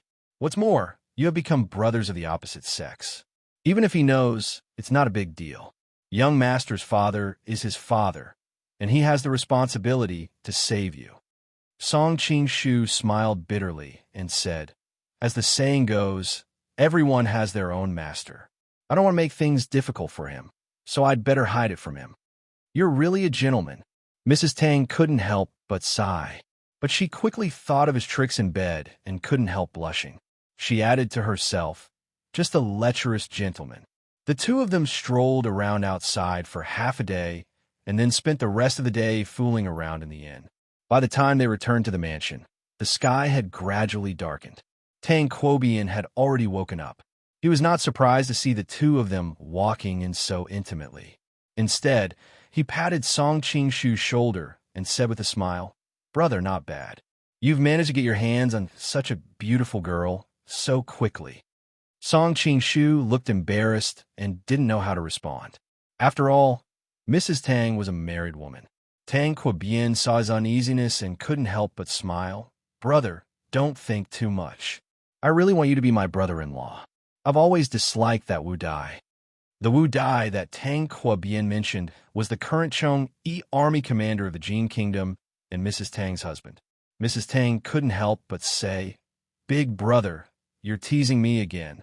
The three of them chatted happily, and soon it was time for the banquet. Perhaps it was because Song Qing-shu looked normal after a long day of drinking, but Tang Quobian felt embarrassed, so he started a drinking contest with Song Qing-shu. Song Qing-shu didn't know whether to laugh or cry. However, he thought that it would be more convenient for Mrs. Tang to take the opportunity to get information when the other party was drunk, so he didn't refuse. However, even though they had drunk a lot, they still couldn't get any useful information out of Tang Quobian. Song Qing-shu couldn't help but feel shocked. There were two possibilities in this situation. 1. Tang Quobian really didn't know anything, and the other, he wasn't as rough as he looked and could keep his mouth shut even when he was drunk. Song Qing-shu began to feel depressed that he couldn't get any information from Tang Qua. While drinking, one's alcohol tolerance was greatly affected by one's emotions. Not long after, Song Qing-shu felt the world spinning around him. He knew that if he continued drinking, he would definitely faint, so he quickly admitted defeat to Tang Qua. Tang Quobian wasn't much better. Seeing that Song Qing-shu admitted defeat, he was more than happy. He didn't make things difficult for him, and let Mrs. Tang help Song Qing-shu back to his room to rest. After fighting with Mrs. Tang for a day and a night, Song Qing-shu's stamina had been greatly depleted. Then, he spent the next 2 days debating and drinking with Tanqua. When Song Qing Shu returned to his room, he could no longer bear it and fell into a deep sleep.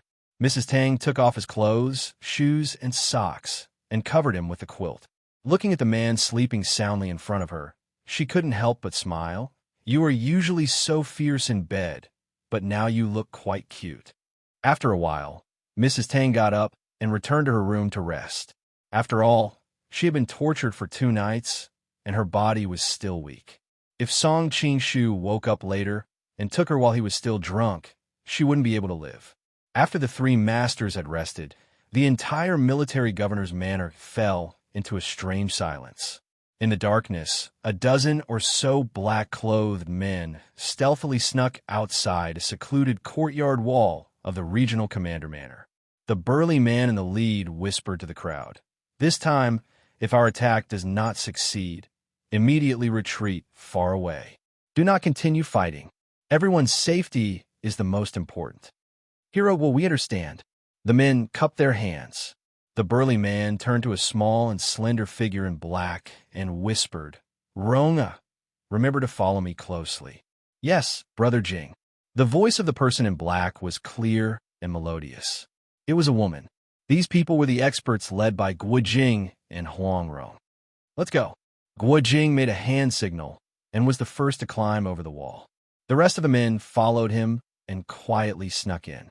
They had planned this for a long time, so they naturally knew where Tang Kuobian's room was. Like a night owl, Guo Jing silently appeared behind the guards at the door and killed them before they could react. "You guys guard outside. Rong, come with me to kill Tang Kuobian." Guo Jing arranged everything, then snuck into the room with Huang Rong. The room reeked of alcohol, and Tang Kuobian was snoring thunderously on the bed. Huang Rong couldn't help but show a hint of disgust. Letting him die in his sleep is too easy for that bastard. Guo Jing shook his head. "Don't let things get out of hand." He then slammed his palm down on the chest of the man on the bed. With Guo Jing's 18 dragons subduing palms, the man on the bed had all his ribs broken, and it looked like he was going to die. But Guo Jing's expression changed. "Oh no, we've fallen into a trap." Huang Rong's sharp eyes immediately saw that Guo Jing's palm was bleeding. It was pierced by a steel needle. Under the moonlight, she could see that the needle was glowing with a blue light. It was obviously coated with poison. Fortunately, Guo Jing had drunk the blood of a poisonous snake before, so he had a certain resistance to all poisons. Otherwise, the poison on the needle would have killed him instantly. At this time, the men who were stationed outside began to scream. Guo Jing's expression was solemn. He grabbed Huang Rong's arm and wanted to rush out. But just then, the wooden boards under the bed exploded, and a figure shot out from under the bed. Guo Jing was a veteran of hundreds of battles, so he didn't panic. He hastily turned around to block his opponent. The two of them exchanged several palms. Because of the injury on his hand, Guo Jing's palm strength was at a disadvantage, and he was forced to retreat a few steps before regaining his balance. Huang Rong quickly took out her dog-beating stick and stood beside Guo Jing to protect him. Only then did she see the person in front of her. He had a high nose, deep eyes, and a brown beard. He was full of heroic spirit, and his eyes were as sharp as swords. Huang Rong couldn't help but exclaim, "Ouyang Feng." Ouyang Feng laughed maliciously. "Thanks to you, my cutter has died, and I've been crazy for more than 10 years. Today, I'll settle this debt with you and your wife." Huang Rong has appeared again. Do you think she'll be able to keep her chastity this time? Chapter 684. Guo Jing and Huang Rong looked at each other. From the look in each other's eyes, they could tell that tonight would not be a good night. Hearing the shouts from outside the house gradually die down, Guo Jing knew that most of the experts accompanying them were in trouble. If they waited for Ouyang Feng's companions to come in and attack them from the front and back in this narrow space, Guo Jing and his wife would most likely die on the spot. Very quickly, Guo Jing had an idea and shouted, "Watch this." Bending his left leg slightly, he drew a circle with his right palm and pushed it out. It was the 18 dragon subduing palm's arrogant dragon's regrets. He practiced this move day and night without rest. When he first learned it, it was already no small matter. In addition, after more than 10 years of hard work, he had already reached the point of perfection. When he first pushed it out, it seemed to be an understatement, but when he encountered resistance, he was able to add 13 streams of force in an instant. Each stream was stronger than the last, layer upon layer. It was truly invincible and unstoppable. This was the wondrous state he had comprehended from the Nine Manual. Even Hong Qigong didn't have such profound attainments with just this one move in the past. R/Floral is identical to plus or minus. Ouyang Feng was just about to attack Huang Rong when he felt a gust of wind blowing toward him. Although the wind was not strong, it was enough to make it hard for him to breathe. He knew something was wrong and quickly squatted down and pushed out his palms, using the toad membrane skill that he was most proud of. The three palms collided, and both of them trembled. Guojing increased the power of his palms, one after another, surging forward like a raging wave. Ouyang Feng's mouth gurgled, and his body swayed as if he was going to fall at any moment. But the stronger Guojing's palm was, the stronger Ouyang Feng's counterattack was. At the sword meet of Mount Hua, Guojing was not Ouyang Feng's match, but after that he bravely advanced and his martial arts reached perfection. Although Ouyang Feng practiced the manual in reverse and had his own insights, in the end it was still better to be on the right side than on the other side. In this fight, Guojing's internal energy was actually slightly superior to his opponent's, but unfortunately his hand was injured and his body was poisoned. In this fight, he was actually gradually falling into a disadvantageous position. Old poison, take this. Huang Rong was worried about her husband's safety and did not care about the rules of Jianghu. She lightly struck Ouyang Feng's shoulder with her palm. Although this palm strike was light, it was the Luo Ying Shun Jianzhong skill. When it landed on the enemy's body, the internal energy would penetrate the enemy's internal organs. Even a first-rate master like Ouyang Feng would be injured. Ouyang Feng sneered and pushed out with his palms, forcing Guojing's attack back half a foot. In the blink of an eye, he grabbed Huang Rong's shoulder with his fingers like hooks. He hated Huang Rong to the core and wanted to break one of her arms. The three of them were shocked when they saw this. Ouyang Feng felt a sharp pain in his fingertips and quickly loosened his grip. His face turned ugly, and he said, "Soft hedgehog armor." After so many years, he had forgotten that Huang Rong had this kind of armor. Right at this moment, Guojing's palm arrived again. Ouyang Feng countered with his own palm. In this critical moment, both of them used their full strength. Bang! Both of them retreated at the same time. Dust and sand flew everywhere. The walls collapsed, and the house collapsed. Turned out the two of them had used their killer moves at the same time. In the darkness, they could not see each other's silhouette clearly. The 18 dragon-subduing palms and the toad stance's tremendous force unexpectedly struck each other's shoulders. The two of them broke through the wall, and half of the roof collapsed. Huang Rong's shoulder was grabbed, and although she was not injured, she was so scared that her face turned pale. She managed to get away just as the roof was about to collapse. She saw Ouyang Feng and Guojing standing half a foot away from each other, motionless. It was obvious that they had both suffered internal injuries. Huang Rong did not have time to attack the enemy and immediately stood by her husband's side to protect him. She saw the two of them close their eyes and circulate their qi. Suddenly they spat out a mouthful of blood. Ouyang Feng called out, the 18 dragon-subduing palms.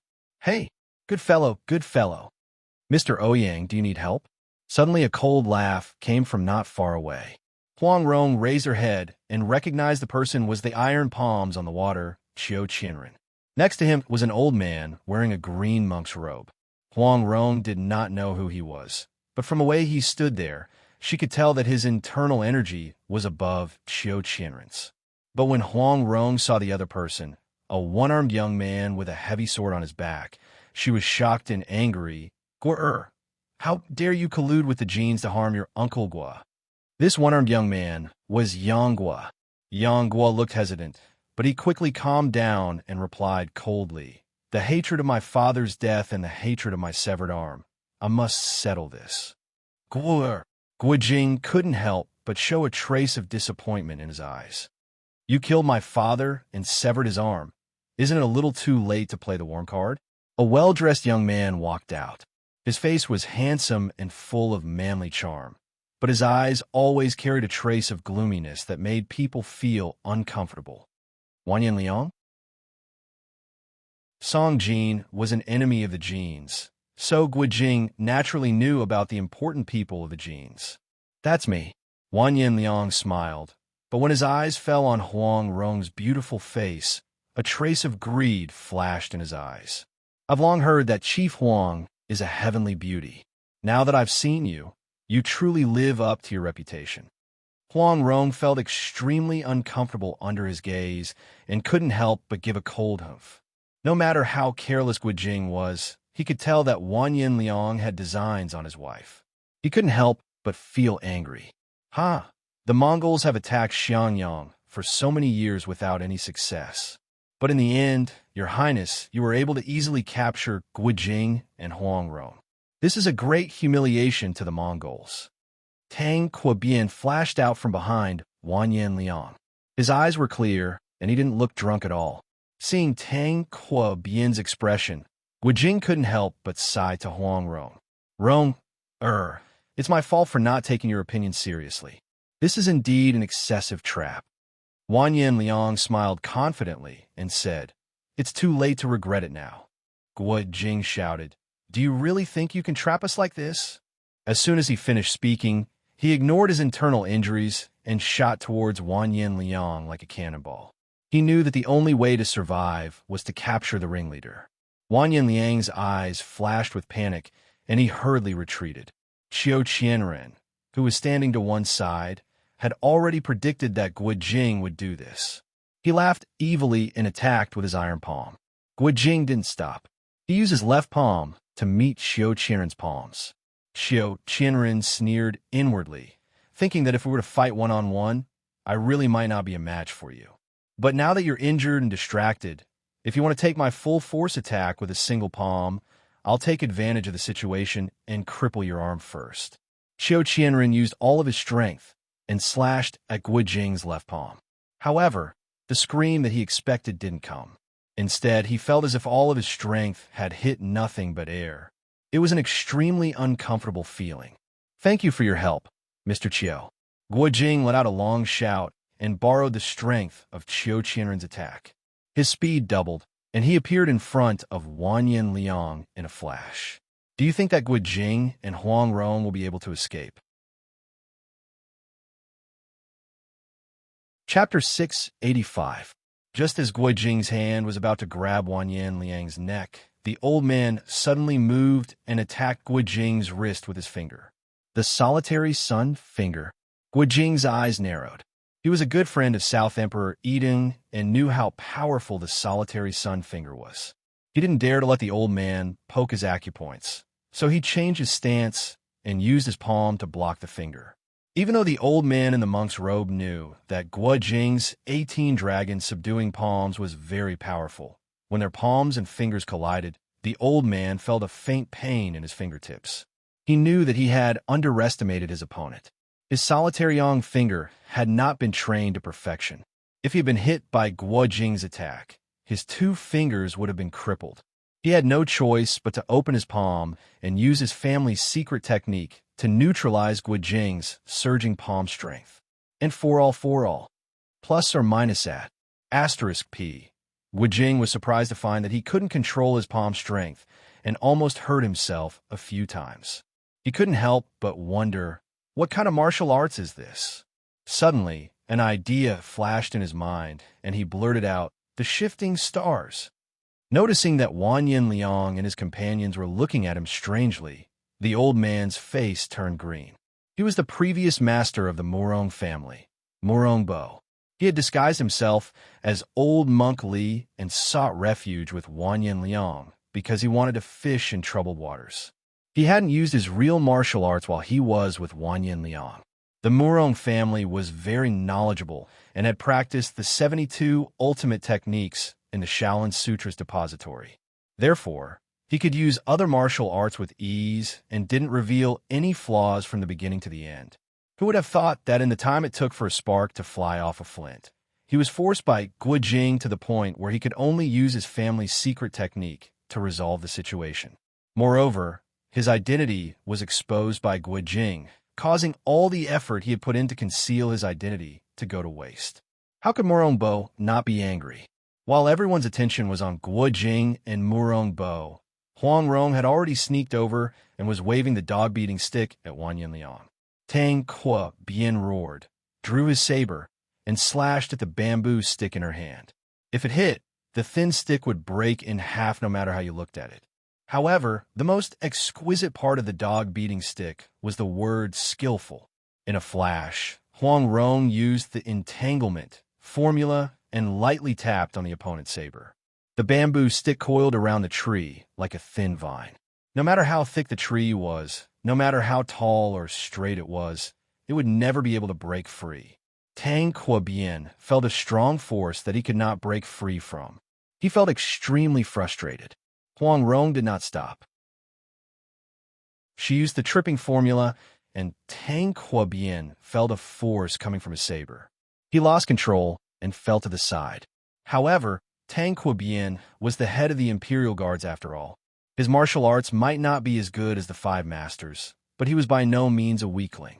He hurriedly circulated his energy to stabilize himself. However, the tripping formula was like the Yangtze River. It was continuous and did not allow the enemy any time to breathe. Although it was only a tripping formula, it contained a myriad of changes. Tang Kuobian managed to block it twice, but in the end he could not hold on and was tripped by the bamboo stick in Huang Rong's hand. Huang Rong hated Tang Kuobian for being so cunning and putting her and her husband in danger. She showed no mercy and used the Zhuan formula. The bamboo stick turned into a green shadow and fiercely struck the enemy's major acupoints. These acupoints were located in the center of the back. If they were struck by the stick, they would either die or be seriously injured. "Your Highness, save me." Tang Kuobian turned pale with fright and hurriedly asked Wan Yinliang for help. But Wan Yinliang did not know whether he was powerless or did not hear him. He stood there like a wooden chicken and did not respond. Tang Kuobian spat out a mouthful of blood when the bamboo stick struck his acupoints. Soon he was on the verge of death. Fortunately, Huang Rong was in a hurry to capture Wan Yinliang and did not take this opportunity to kill him. By this time, Ouyang Feng had recovered. He looked at Guojing, who was with Murongbo, and sneered inwardly. "You were hit by my toad stance and did not recover in time. You still dare to fight the enemy. Even if you manage to escape this time, you won't be able to recover without a few years of practice." Seeing Huang Rong's display of power, he could not help but let out a sinister laugh. His whole body moved, and he attacked Huang Rong's back. Guojing had long been on guard against Ouyang Feng. Seeing this, he hastily stretched out his hand to block the attack. In the past, he had learned the left and right mutual combat technique from Zhou Badong. Therefore, for a short period of time, he was able to deal with two masters who were not inferior to him. Huang Rong and Guojing understood each other's thoughts and did not waste any more time. The bamboo stick in her hand went straight towards Wan Yinliang. It was the same Zhuan formula that she had used to injure Tang Kuobian. Huang Rong's mind was clear, and she did not know Wan Yinliang's background. She was worried that something might happen, so she decided to injure him first. Qiu Qianren also cried out in alarm, rushing over from afar, but was also stopped by Guojing, who was gritting his teeth. The three experts saw that Guojing was injured and poisoned, but he was still able to block the joint attack of three people at the same time, and they all secretly admired him. Just as the bamboo stick was about to hit Wan Yinliang, a dragon's roar suddenly came from beside Huang Rong. The bamboo stick in Huang Rong's hand instantly shattered. At the same time, she felt a strong force pushing her back. When she saw Yang Guo holding the heavy sword, Huang Rong secretly sighed. Her previous actions were all a gamble. She had seen Yang Guo fight at the Golden Snake meet and knew that his power was not below her brother Jing's. If he really stood on Wan Yinliang's side, she and her husband would not be able to escape today. However, when she thought about the entanglement between the Gua and Yang families, she decided to take a gamble. She bet that Yang Gua would hesitate, that he would stand by and watch. Unfortunately, Huang Rong had lost the gamble. Gua Jing, who had been concerned about the situation, had tears in his eyes. He had always treated Yang Gua as his own son. Now that he saw Yang Gua helping an outsider to deal with his wife and him, he could not help but feel sad. Because he was distracted, he was surrounded by danger under the simultaneous attacks of the three experts. Huang Rong knew that today would not be a good day. She was a decisive person and quickly said, "Yang Gua, your father Yang Kong died from the snake venom on my soft hedgehog armor. Your arm was lost because I didn't teach my daughter well. In short, everything is my fault and has nothing to do with your Uncle Gua. You know how your Uncle Gua treated you. He did not do anything wrong to you and your father. If you still have a conscience, then save your Uncle Gua. I will stay here and let you take revenge." Yang Gua's expression couldn't help but change. Deep in his heart, he really did respect Gua Jing. It was only because he couldn't live under the same sky as the death of his father that he became enemies with the two of them. If there really was a way to satisfy both sides, it wasn't impossible to consider it. "Ronger, shut up. You and I are husband and wife. If anything happens, it should be me, the husband, who will bear the responsibility. Furthermore, Brother Yang's death was a coincidence, not." As soon as Gua Jing opened his mouth, his internal energy leaked out. The situation became even more dangerous. He had no choice but to shut his mouth and concentrate on dealing with the three experts in front of him. Ouyang Feng knew Yang Gua's personality very well. He knew that Yang Gua was tempted and shouted, "Gua, if you kill Huang Rong, do you think Gua Jing will let you go? You can only take this opportunity to get rid of both of them. Only then will you be able to avenge your father." Wan Yinliang opened his mouth and said, "Mr. Ouyang, please spare Madame Gua's life. I have a use for her." Third More Wan Yinliang was a famous wife Khan in history. His TR index was on par with Genghis Khan's. Chapter 686. There's a use for it. When everyone heard these words, they all had strange expressions on their faces. Wan Yinliang's subordinates all knew his character, and very quickly revealed an expression of as expected. Although Gua Jing and Huang Rong didn't know Wan Yinliang's character, the lustful aura that flowed out from his tone couldn't be concealed no matter what. Chuang Rong's face turned red. She was the daughter of the Eastern heretic, and her husband was the respected Gua Jing. She was also the leader of the beggar sect. Although she had met many lecherous men in the past few years, because of her status, those men could only bury their desires deep in their hearts. Huang Rong pretended not to know, but she had never been humiliated like this before. Gua Jing was also furious, but he knew that his opponent had the upper hand. He could not do anything even if he wanted to. He only had one thought left in his mind. "I must not let Ronger be defiled." Gua Jing suddenly roared and completely disregarded his own defense. He did not want to die together with his opponent. Ouyang Feng and the others had the upper hand and naturally did not want to be injured by Gua Jing's desperate struggle. They all retreated, so even though it was 3 against 1, Gua Jing still had the upper hand. "Ronger, go quickly." Huang Rong's face was red and her eyes were filled with tears. She clenched her teeth and said, "Brother Jing, I will definitely come back to save you." As she said this, she used her lightness kung fu and ran outside. If it was any other time, Huang Rong would definitely stay and die with her husband. But Wan Yinliang was too shameless. Look. Moreover, Wan Yinliang had too many experts under his command. Huang Rong was afraid that she would not even have the chance to kill herself. If she really stayed, she would not be able to escape the fate of being defiled. That would be too unfair to Brother Jing. So she could only run out while her husband was blocking the experts. Huang Rong was indeed a female Zhuge Liang. In such a dangerous situation, she was still able to think of a way to save her husband. When she said that she would come back to save Gua Jing, it was not for her husband, but for Wan Yinliang to hear. Since Wan Yinliang had such filthy thoughts about her, Huang Rong made full use of it. Hearing her words, Wang Yinliang would definitely not kill Guijing in order to lure her into his trap. As long as Guijing was able to survive, she would have a chance to save her husband. Stop her! Wang Yinliang was shocked and angry at the same time. He immediately ordered his men to capture Huang Rong. This did not mean that he had seen through Huang Rong's plan, but that he had seen his prey fly away. He was exasperated. Unfortunately, Ouyang Feng, Qiu Qianren, and Murong Bo were blocked by the arrogant Guijing and couldn't do anything. Although Yang Guo could make a move, he still stood where he was and didn't move an inch. After all, even though he hated Huang Rong and her husband for killing his father, they still helped him in the past. How could he sit back and watch Huang Rong be humiliated by Wang Yinliang? However, even if they couldn't do anything, Wang Yinliang's subordinates were all top-notch warriors of the Jin Kingdom.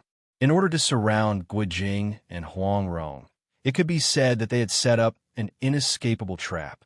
Huang Rong had just climbed over the wall when she was greeted by a rain of arrows. You want to watch? Books? Huang Rong used the beggar clan's free and unfettered roaming movement technique to the extreme to evade most of the arrows, but there were still a few that she was unable to evade. Huang Rong knew that if she was left behind, she and her husband would really be finished. So she gritted her teeth and rushed out, even if she was seriously injured. Seeing that the arrows were about to hit her, a thought flashed through Huang Rong's mind. I wonder if the soft hedgehog armor can save my life? Just as she was about to resign herself to her fate, a figure suddenly rushed out from the ground and held her in his arms. His other hand seemed to casually wave in the air, and all the fierce arrows instantly fell to the ground. Huang Rong raised her head and looked at the man holding her. Although he was wearing a mask, she could still see the familiar eyes and the sly smile on his face. If it wasn't Song Qing-shu, who else could it be? As it turned out, although Song Qing-shu was drunk, his internal energy was profound. When he heard the commotion in the courtyard, he immediately woke up.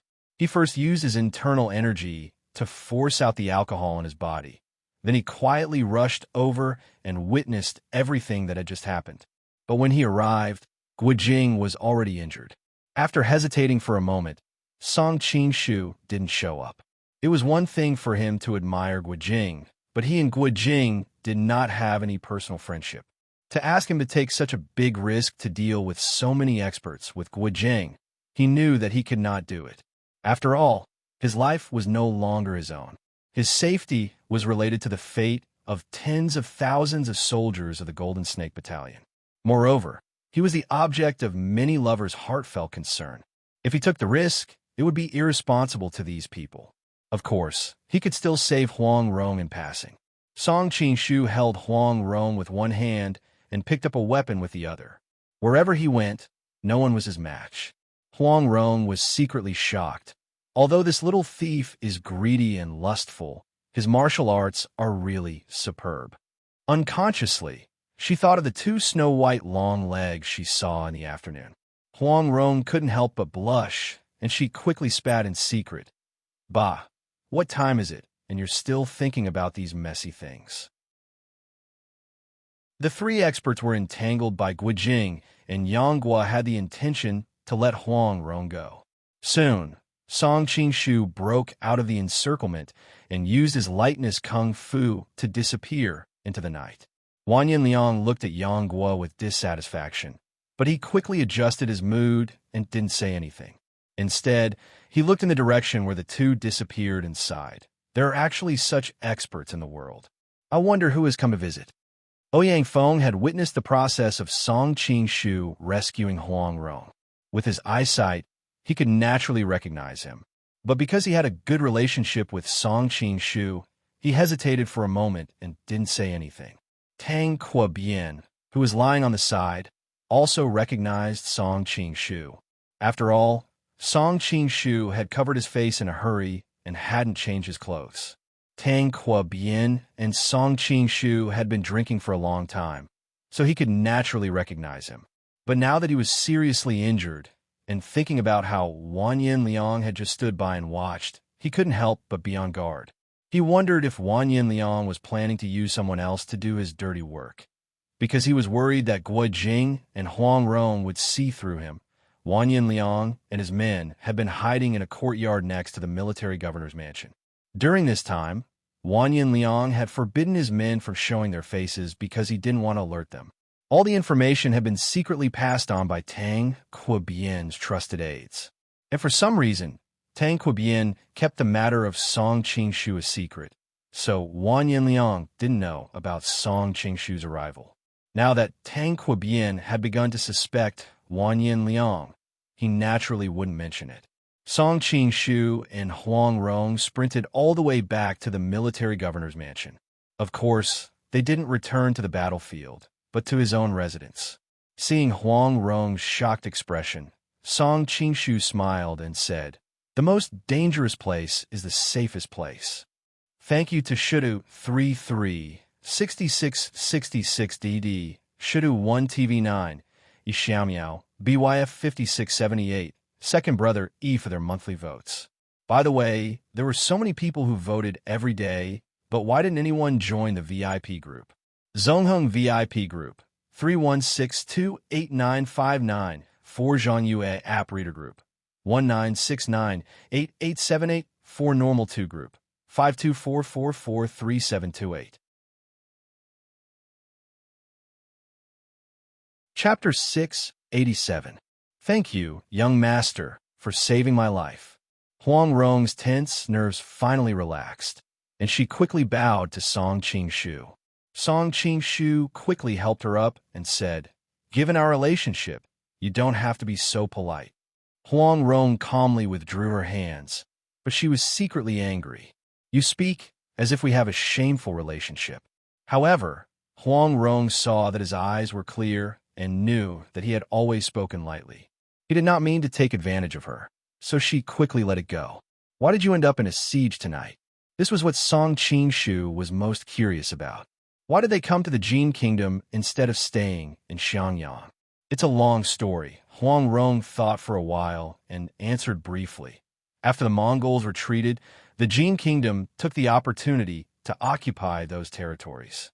The beggar sect received news that the Jin Kingdom intended to invade the south. The people of Xiangyang finally managed to escape from the Mongols. Brother Jing did not want to see the war start again and cause the people to suffer. We found out that the leader of the Jin Kingdom's warring faction, Tang Quobian, had left the capital, so we planned to assassinate him and stop the Jin Kingdom from invading the south. Song Qingshu sighed and said, "Looking at the situation tonight, it seems that the Jin Kingdom is luring the snake into the hole." "Ah, we were too careless." Huang Rong sighed and suddenly thought of something. She stood up and said, "Young Master Song, I know this is a bit too much, but I really don't have any other choice. Can I ask young master to help my husband? Hero Guo's righteousness reaches the clouds, and everyone in the world respects him. Now that he's in danger, it's my duty to save him." But Song Qingshu's expression became awkward. "Madam has seen the situation tonight. Wang Yinliang's subordinates are all as strong as Hero Guo. Even if I were to risk my life to save him, I would only be throwing my life away." Huang Rong knew that he was telling the truth. Her face paled, and she sat down on the bench in a daze. Her hair was a mess, and she muttered to herself, "If Jing Gij dies, I don't want to live anymore." Seeing Huang Rong like this, Song Qingshu hesitated for a moment, then clenched his teeth and said, "I'll cut to the chase. Although Hero Guo is famous, we're not friends. I can't risk my life to save him. However, Madam and I are fated. I don't want to see Madam so sad. For Madam's sake, I can give it a try." "Really?" Hearing that Song Qingshu agreed to help, Huang Rong suddenly jumped up and grabbed Song Qingshu's wrist. A pair of beautiful eyes blossomed with an astonishing expression. Hey, Madam is really heartless. You only have your husband in your heart. Don't you care about me, your friend?" Song Qingshu couldn't help but feel depressed. Huang Rong then realized that she had lost her composure. She hurriedly let go of his hand and tidied up the messy hair on her face. She said apologetically, "I know that this matter is very difficult for young master, but I can't let young master risk his life for nothing. How about this? As long as young master can save my husband, I can satisfy any of your requests. Any requests? Song Qingshu looked at her with a smile that wasn't a smile. Women should be careful when making such a promise, especially a beautiful woman like Madame. Huang Rong was flustered by the look in his eyes, but she still braced herself and said, I mean what I say. After spending so much time with Song Qingshu, Huang Rong was very clear about his lascivious nature. She could also read the hidden meaning in his eyes when he occasionally looked at her. However, she made this promise not because she really wanted to repay him with her body. Huang Rong was a very smart woman. She was very clear about her advantages and knew how to use them. In the early years, she used her beauty to play around with Ouyang Ko. This was one of the things she was most proud of. However, in recent years, her martial arts skills had gradually improved. Coupled with her husband's rising reputation in the martial arts world, the number of times she had to use her beauty was very few. However, this didn't mean that she had forgotten this skill. She could clearly see that if there was no sweet stimulation, that little thief Song Qingshu wouldn't do his best to save her brother Jing. So she deliberately used this kind of ambiguous words to lure him. After her brother Jing was rescued, with her husband by his side, even if Song Qingshu had any ideas, he wouldn't be able to do anything. Later, even if Song Qingshu brought up this promise again, she could pretend that she didn't mean it and use other things to make it up to him. Song Qingshu didn't know that in Huang Rong's heart, he had already calculated everything. Looking at Huang Rong's beautiful but slightly haggard face, Song Qingshu shook his head. Madam, you don't have to do this. I am willing to help you, and I don't need anything in return. He wasn't a despicable and shameless person. Facing a woman like Huang Rong, who had the qi of heaven and earth, he really didn't want to take advantage of her. Seeing Song Qingshu's face full of righteousness, Huang Rong couldn't help but be stunned. She wondered if she was gauging the heart of a gentleman with her own mean measure. Song Qingshu continued, but now is not a good time to save Hero Gua. After all, the 4 great kung fu masters are nearby. I plan to observe from the shadows and find an opportunity to strike when the guards are weak. I hope Madam can understand. Afraid that Huang Rong would worry about Guo Jing's safety, Song Qingshu added, Madam, don't worry. Based on what I saw just now, Wan Yinliang won't kill Hero Gua so soon. We still have time to think things through. Huang Rong nodded. It was her judgment that Wan Yinliang wouldn't kill Guo Jing for the time being. I'm not someone who doesn't know what's important. I'll leave this matter to you, young master. Song Qingshu smiled bitterly. I treat you as a friend, but you've always been so distant from me. You keep calling me young master. Just hearing it gives me goosebumps. Huang Rong was stunned at first, but then she smiled sweetly. But if I don't call you young master, what should I call you?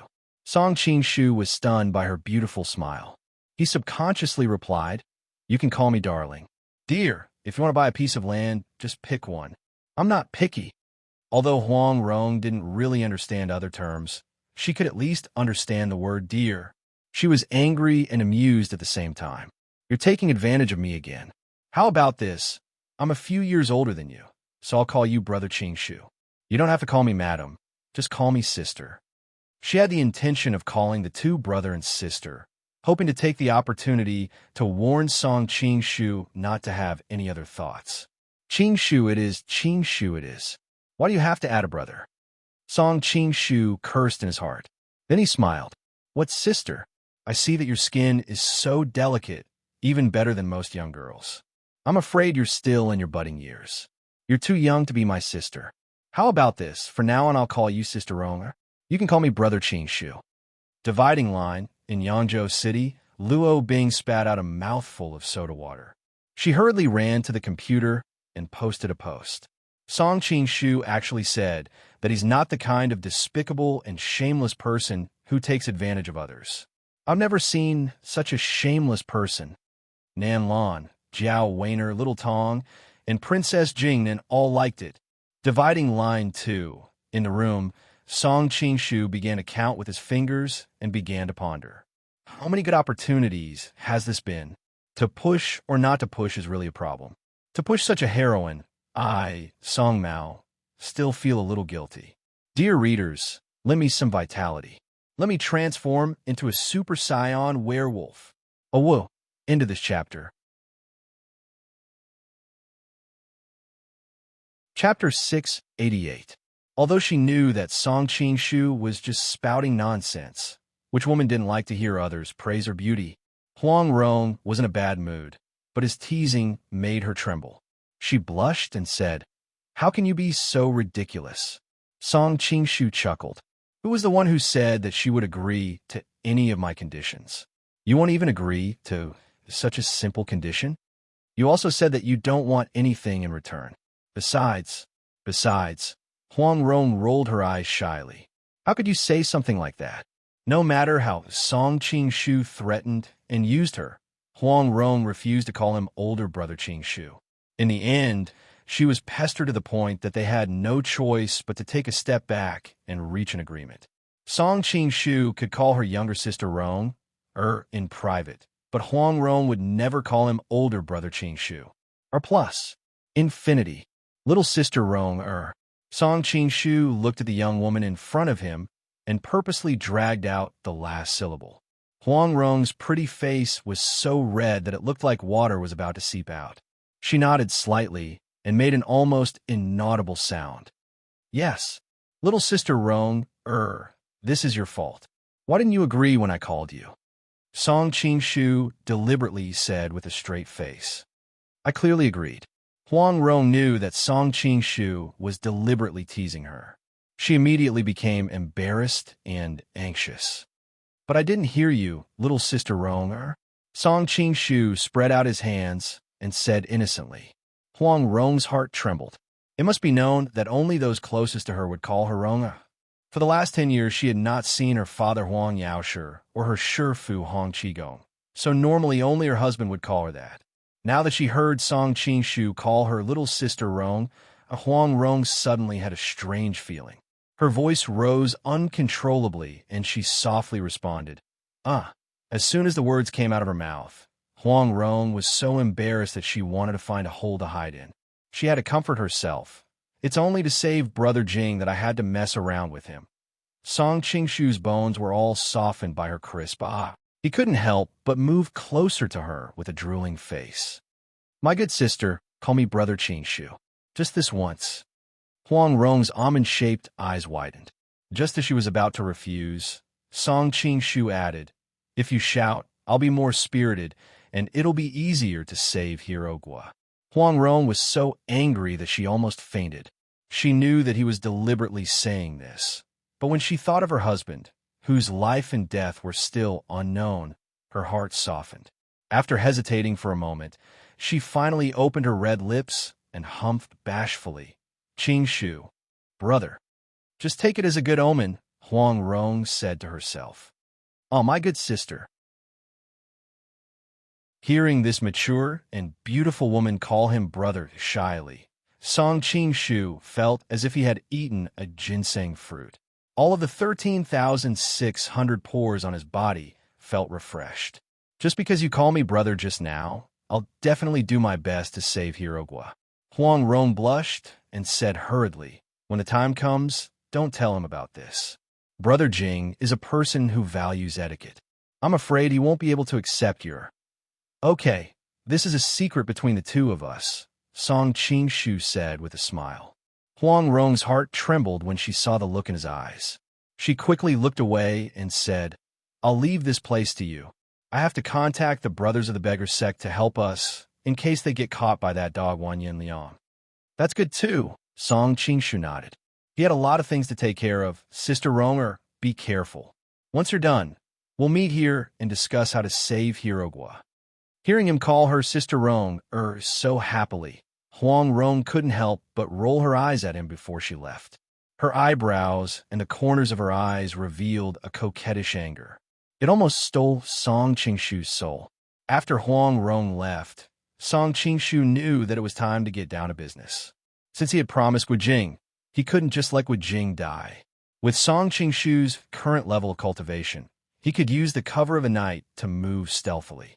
Very few people in the world would be able to detect his movements. Returning to the courtyard, Song Qingshu hid in the shadows and watched everything unfold in front of him. By this time, the battle had already ended. Guo Jing was lying on the ground. It was obvious that he had suffered serious internal injuries. He could only force his eyes open and glare angrily at Wanyan Liang, who was not far away. The masters were scattered all around him, vaguely surrounding him. Wanyan Liang was very satisfied with the angry look in Guo Jing's eyes. In an almost elegant tone, he said, "So this is the hero of Xiangyang who gave the Mongolians 10 years of headaches? It seems to me that you're only SOSO. Hero Guo, do you think that I'm very shameless now?" Oomph. Guo Jing snorted coldly and did not reply. In fact, he knew that on the battlefield, there was no limit to what could be done.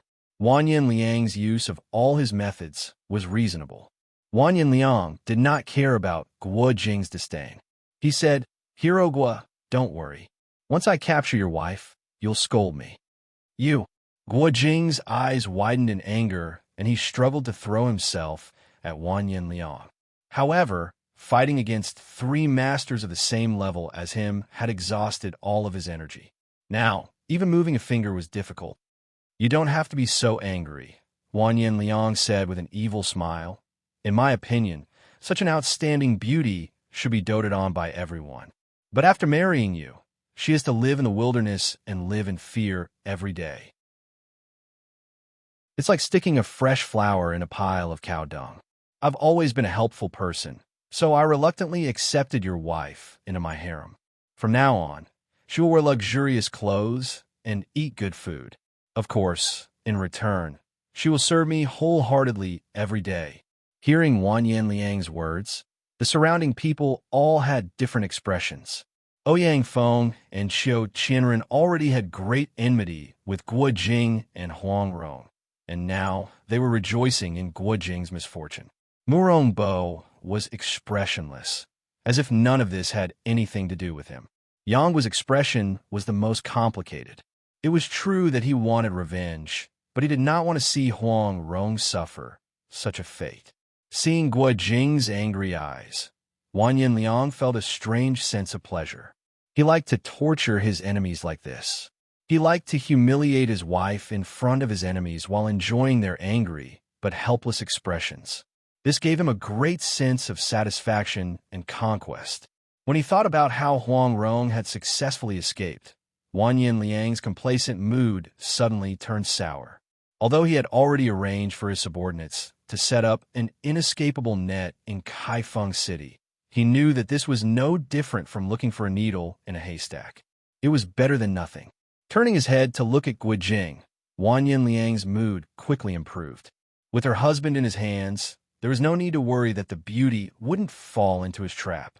Wanyan Liang felt his body heat up at the thought of the beautiful and charming young woman writhing under his body. Dividing line, thank you to my book friends for your support, as well as LZYYD, Wu Xianyan, Cutie1980, and the others for their monthly votes.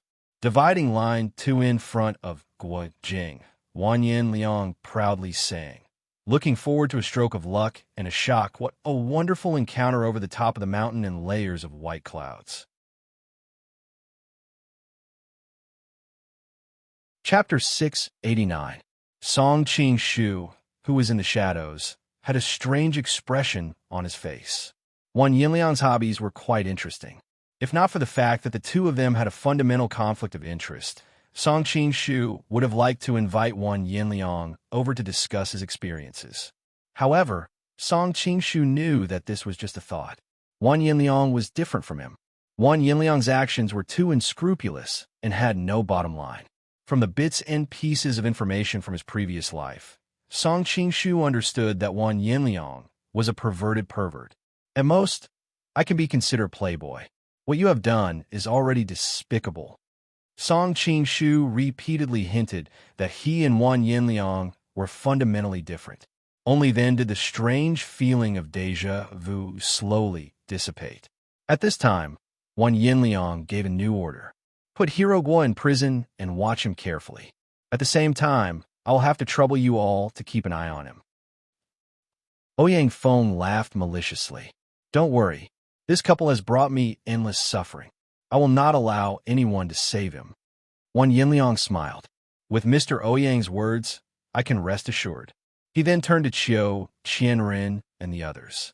Mr. Qiu, please assist me from the side. Yes, Your Highness. Unlike Ouyang Feng, Qiu Qianren had long since pledged his allegiance to Wang Yinliang. He did not have the slightest bit of pride as an expert, and spoke to Wang Yinliang in a flattering tone. Wang Yinliang did not arrange for Yanghua to watch Guijing. After all, although Wang Yinliang was licentious, he was still a top talent in the Jin Kingdom. He could naturally see that Yanghua was suffering and was worried that he would do something impulsive. Thus, he found another task and sent him far away. Yanghua was intelligent and immediately saw through Wang Yinliang's intentions. However, he was also worried that if he stayed and watched Guijing suffer, his heart would soften. Thus, he did not say anything and agreed to the task. Beside him, Song Qingshu thought to himself, although Ouyang Feng and I can be considered old friends, with a grudge between him and Guijing and Huang Rong, I'm afraid he won't give me face in this matter. If I force myself, I'll have to face 3 super experts at the same time, as well as countless elite warriors. Song Qingshu shook his head and immediately rejected this unrealistic plan. Although his martial arts were high, it wasn't high enough for him to ignore Ouyang Feng and the others. Moreover, Guijing was in their hands. If the situation turned for the worse, they could easily take his life. Song Qingshu had to be cautious, so his chances of success were close to 0.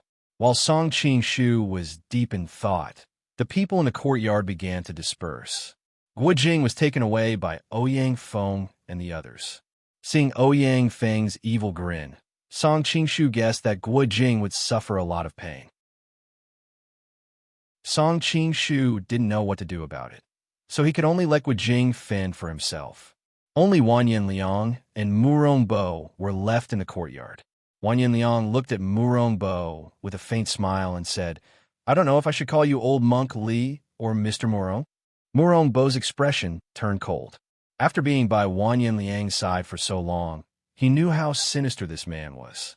He hurriedly explained, Your Highness, I didn't mean to deceive you. It's just that the Murong family has many enemies. In the past, I faked my death to escape. Now, it's not convenient for me to reveal my true identity. Wang Yinliang nodded and said, I don't care what you're planning, and I don't care. As long as you do your best for me, you'll be able to obtain unimaginable benefits. Of course, Your Highness can rest assured. Although Murongbo had an illustrious status in the martial arts world, Wang Yinliang was above tens of thousands of people in the Jin Kingdom. Compared to the strength of the country, an individual's martial arts was nothing. The two were simply not on the same level. When Murongbo heard what Wang Yinliang said, he didn't show any strange expression. Since you have difficulties, then use Old Monk Li's identity from now on. Wang Yinliang nodded to show that he was satisfied with Murongbo's attitude.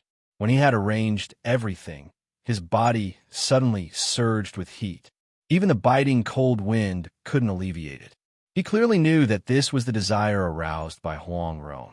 It was a pity that he couldn't obtain Huang Rong right now. However, there was also a charming and passionate woman in this mansion. Thinking of Madame Tang's soft body, Wang Yinliang's eyes shone. During this time, in order to successfully ambush Guijing, he didn't appear in front of Madame Tang. Now that the general situation was settled, he no longer had any scruples. He decided to vent all of his accumulated desire on that foxy woman. Accompany me to a place. After Wang Yinliang finished instructing Murongbo, he turned around and left. Although this time he was going to meet his old lover, Wang Yinliang was a cautious person.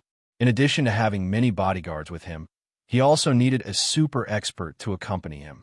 Seeing Wang Yinliang hurriedly leave with a flushed face, Song Qingshu was startled at first, but he quickly realized that Wang Yinliang was heading in the direction of Madame Tang's room. Thinking of the information that Madame Tang had previously revealed, a trace of killing intent flashed in Song Qingshu's eyes. His figure flashed and disappeared. Wang Yinliang arrived at Madame Tang's room. Through the candlelight, he looked at the beautiful figure and couldn't help but feel a surge of heat in his lower abdomen. He raised his hand and ordered the bodyguards to stand guard outside. Although he had a hobby of violating other people's wives in front of his husband, he didn't have the mood to let unrelated people watch a live erotic scene. Although Wang Yanliang didn't say it clearly, Murongbo also tactfully stood guard outside the door. Seeing Wang Yanliang proudly push open the door and enter, Murongbo's heart sank. This old man is a dignified descendant of the Yin Kingdom's imperial family, yet I've actually been reduced to guarding the door of a junior. Humph! Wait until this old man completes the great cause of reviving the Yin Kingdom. The first thing I'll do is twist the head of this Jin Kingdom's dog. Madame Tang had long been awakened by the battle cries in the mansion. When she was about to go out to see what was going on, she discovered that all the bodyguards outside the door had been replaced. Those bodyguards had received orders not to let her leave the room even half a step. She could only stay in the room, feeling uneasy. She recognized the appearance of some of the bodyguards. Although she didn't know their names, she knew that they were Wang Yanliang's bodyguards. Her face suddenly became incomparably pale. These 2 days with Song Qing-shu, she had fully experienced the happiness of a woman. She had long thrown Wang Yanliang to the side. Originally, she thought that she wouldn't have to deal with that demon for the rest of her life. She didn't expect that he would come knocking on her door so quickly. In fact, she was actually more worried about Song Qing-shu. Even if she was bullied by Wang Yanliang again, she could treat it as a dog biting her.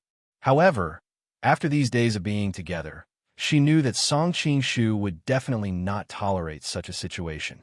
However, Wang Yanliang had many experts by his side. If there really was a conflict, the one who would suffer would definitely be Song Qing-shu. As her imagination ran wild, with a creak, the door was pushed open. Madame Tang looked up, and her heart subconsciously tightened. The demon that she hadn't seen for a long time had once again appeared in front of her. "Madam, we haven't seen each other for a long time. Did you miss this prince?" Wang Yanliang casually closed the door, his eyes wantonly sizing up Madame Tang's plump body. Dividing line. Chapter 690. This concubine greets Wang Ye. Although she was afraid, Mrs. Tang still stood up and saluted. Truly a stunner. As a prince of the Jin Kingdom, Wang Yanliang had played with many women, but he still had to admit that Mrs. Tang was the most charming and feminine of all his women. Seeing Madame Tang's voluptuous body and her pretty face, Wang Yanliang exclaimed in surprise, "Madame's complexion is so good. She's even more beautiful than before." Murongbo, who was outside the door, frowned. Sometimes, being too good at martial arts was a burden. Although they were separated by a wall, he could still hear the conversation inside clearly. He didn't have the hobby of eavesdropping. Murongbo couldn't help but frown when he thought that there would be some absurd sounds coming from inside.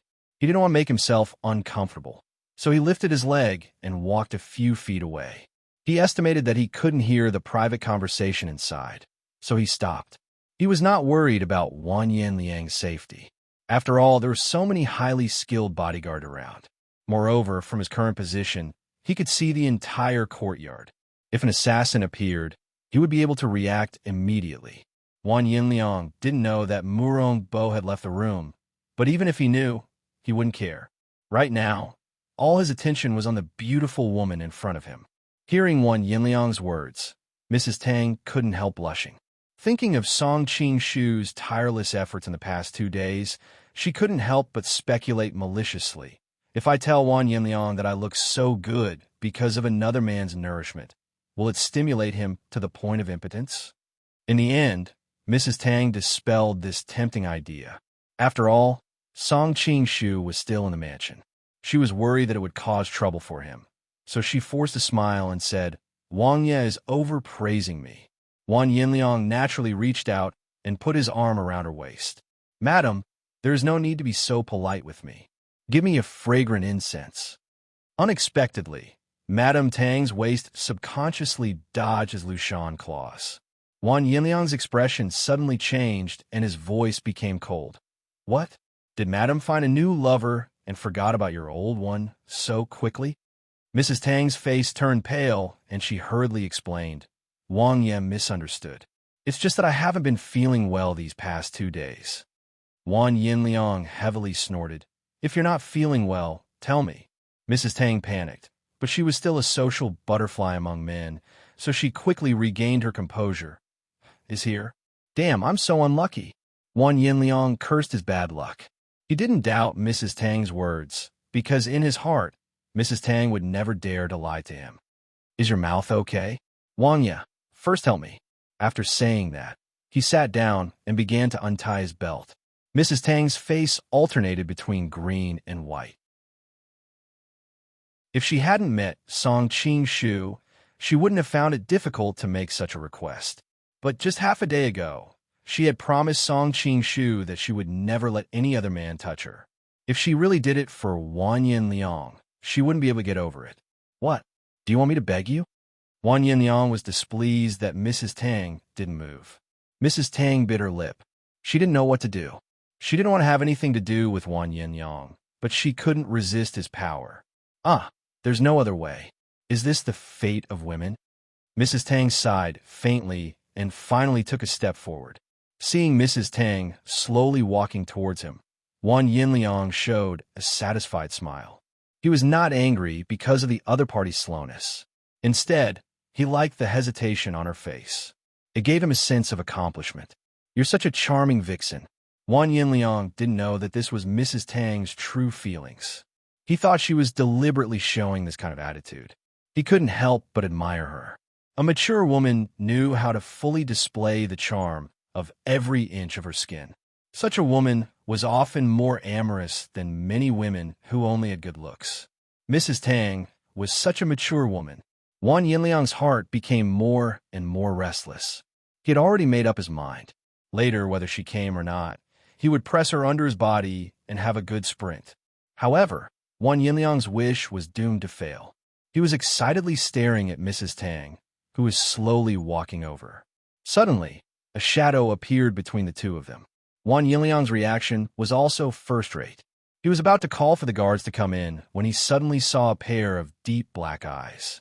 When he saw a pair of dark and deep eyes, he slowly swallowed the cry for help that was already in his throat. Look at my eyes. Song Qing-shu calmly stared at Wan Yinliang's eyes.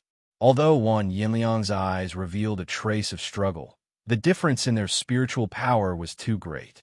Not long after, Wan Yinliang's pupils began to lose focus. Song Qing-shu secretly let out a sigh of relief. The reason why he was able to avoid Murong Bo's heavy guards and appear in the room was not because his concealment technique was brilliant, but because he had been lying in ambush in the room from the beginning. It turned out that when Song Qing-shu realized that Wan Yinliang's destination was Mrs. Tang's bedroom, he used his lightness kung fu and rushed inside. Wan Yinliang had made a mistake. He had arranged a heavy guard outside, but he had forgotten to send people to search the room. Even Mrs. Tang didn't know about this. She didn't know any martial arts, so it wasn't difficult for Song Qing-shu to sneak into the room without alerting her. The reason why he hid it from Mrs. Tang was because Wan Yinliang was incomparably cunning. Song Qing-shu was afraid that he would see through Mrs. Tang's expression. Finally, the heavens didn't disappoint those who waited, and he hit the target. Seeing that he had successfully confused Wan Yinliang, Song Qing-shu finally let out a sigh of relief. He hesitated for a moment, but in the end, he didn't choose to kill Wan Yinliang. A mature man could clearly distinguish between likes and dislikes and benefits. A living Wan Yinliang was much more useful than a dead Wan Yinliang. It wasn't that he didn't think of killing Wan Yinliang and replacing him, but the reason why he had succeeded in impersonating Kangxi was because he was too familiar with Kangxi. Moreover, he had stayed in Shengjing for a period of time, so he could calmly replace Kangxi's old people.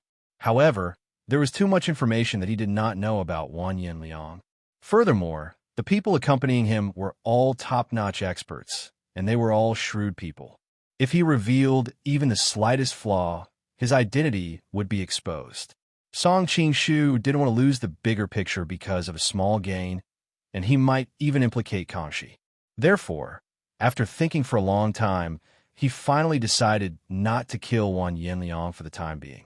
Dividing line third Mormony thanks to book friends, Please Don't Make Trouble Zero, Tianjin Hot Gongzi for their support, as well as Dusty AID Dream, Doglazzled, and others for their monthly votes. Chapter 691. Seeing Song Qing-shu descend from the sky, Madame Tang was first shocked, but when she saw his appearance, she couldn't help but be overjoyed.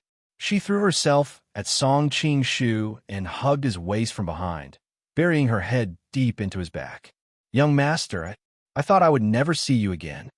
Song Qing-shu patted the back of her hand to comfort her. In fact, the reason why he didn't let her know that he was hiding here was because he wanted to see how she would deal with Wan Yinliang. Song Qing-shu was very satisfied with the final result. Even though Madame Tang seemed to have yielded in the end, he couldn't blame her for it. She had tried her best to reject Wan Yinliang, which was already beyond Song Qing-shu's expectations. After all, in his heart, although Madame Tang was an alluring beauty, she was still somewhat frivolous. "All right, you won't be bullied by him in the future." Song Qing-shu hurriedly comforted her. "Really?" Mrs. Tang raised her head and looked at him in disbelief. "Of course it's true."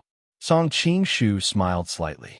When he used the soul transfer technique, he took the opportunity to leave a mark in Wan Yinliang's heart, causing him to lose interest in Mrs. Tang. In the future, if there were no accidents, Wan Yinliang would never come looking for her again. However, Wan Yinliang was in a high position. Whether it was knowledge or courage, a little girl like Z couldn't compare to him. Song Qing-shu could easily use the soul transfer technique to turn Z into his female slave, but he couldn't make Wan Yinliang become his slave.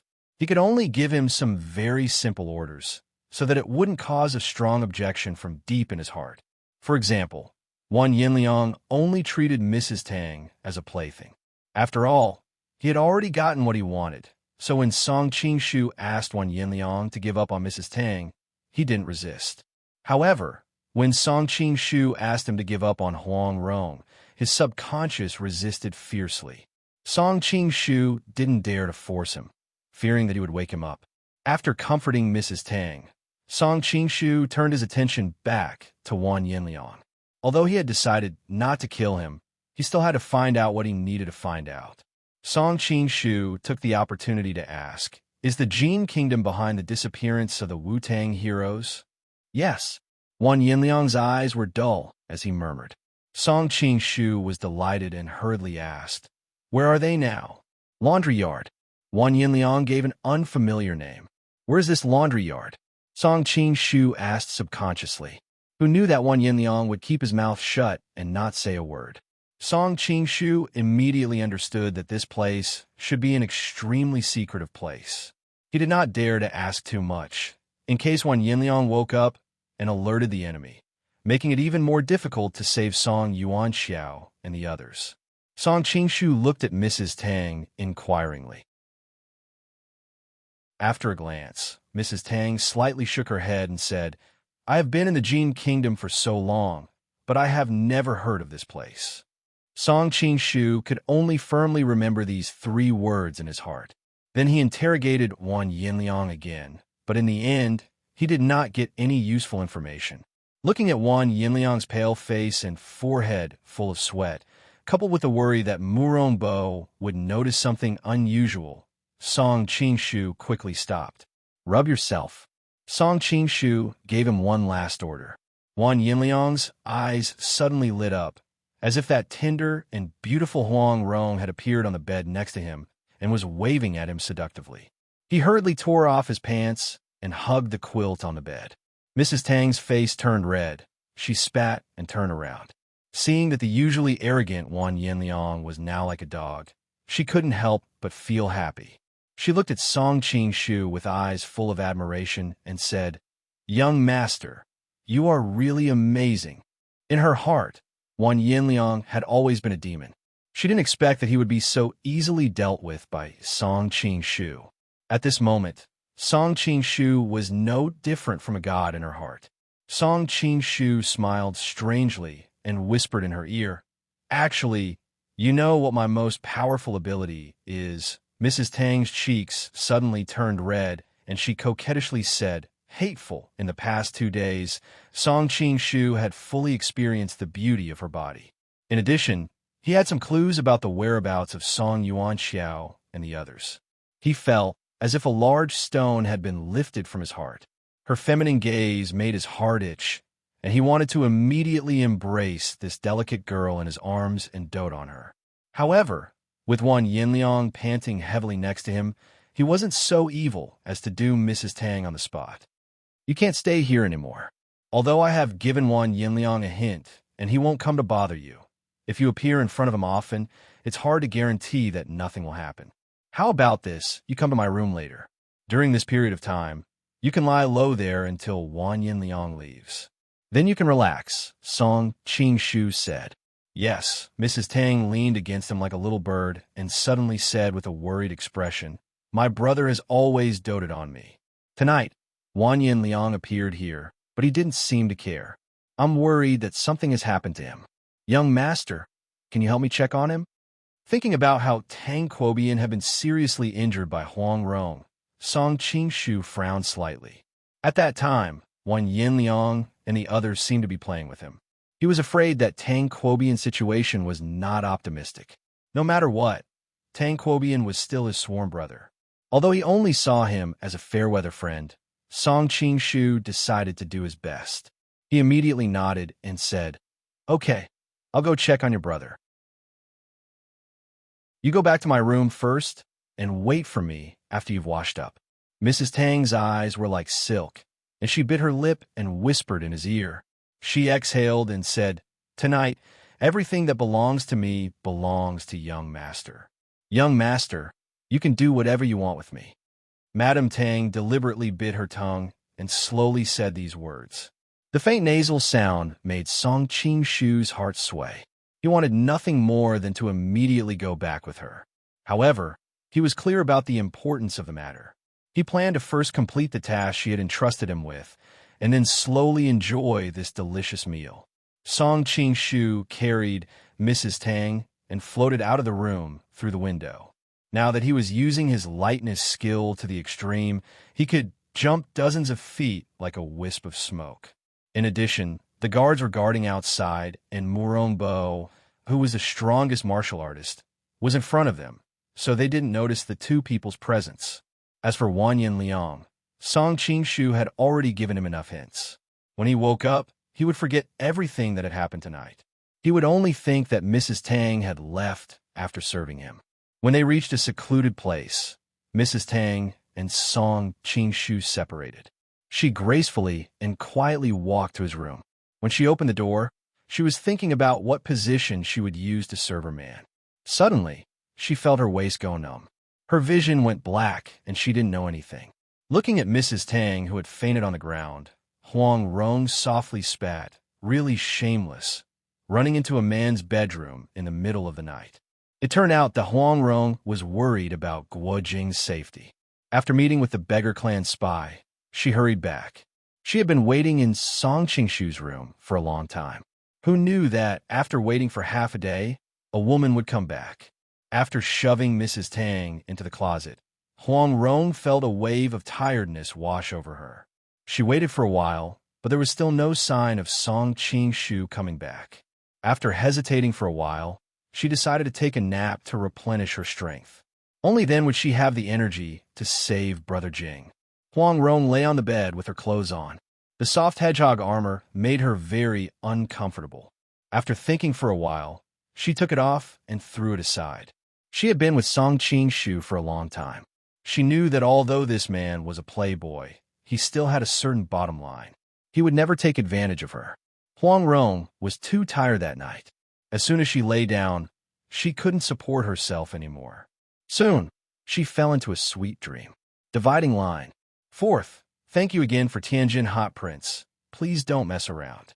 And monthly votes from Vast Color S, Seikoi Baidu, CCTV 9, Random Brother, Mount AO, Doglazzle, etc. It seems that many readers don't even know where this book is. Let me add that this book is published by Zongheng. The above readers are also Zoming users. I can't see the feedback from readers from other channels. Sorry.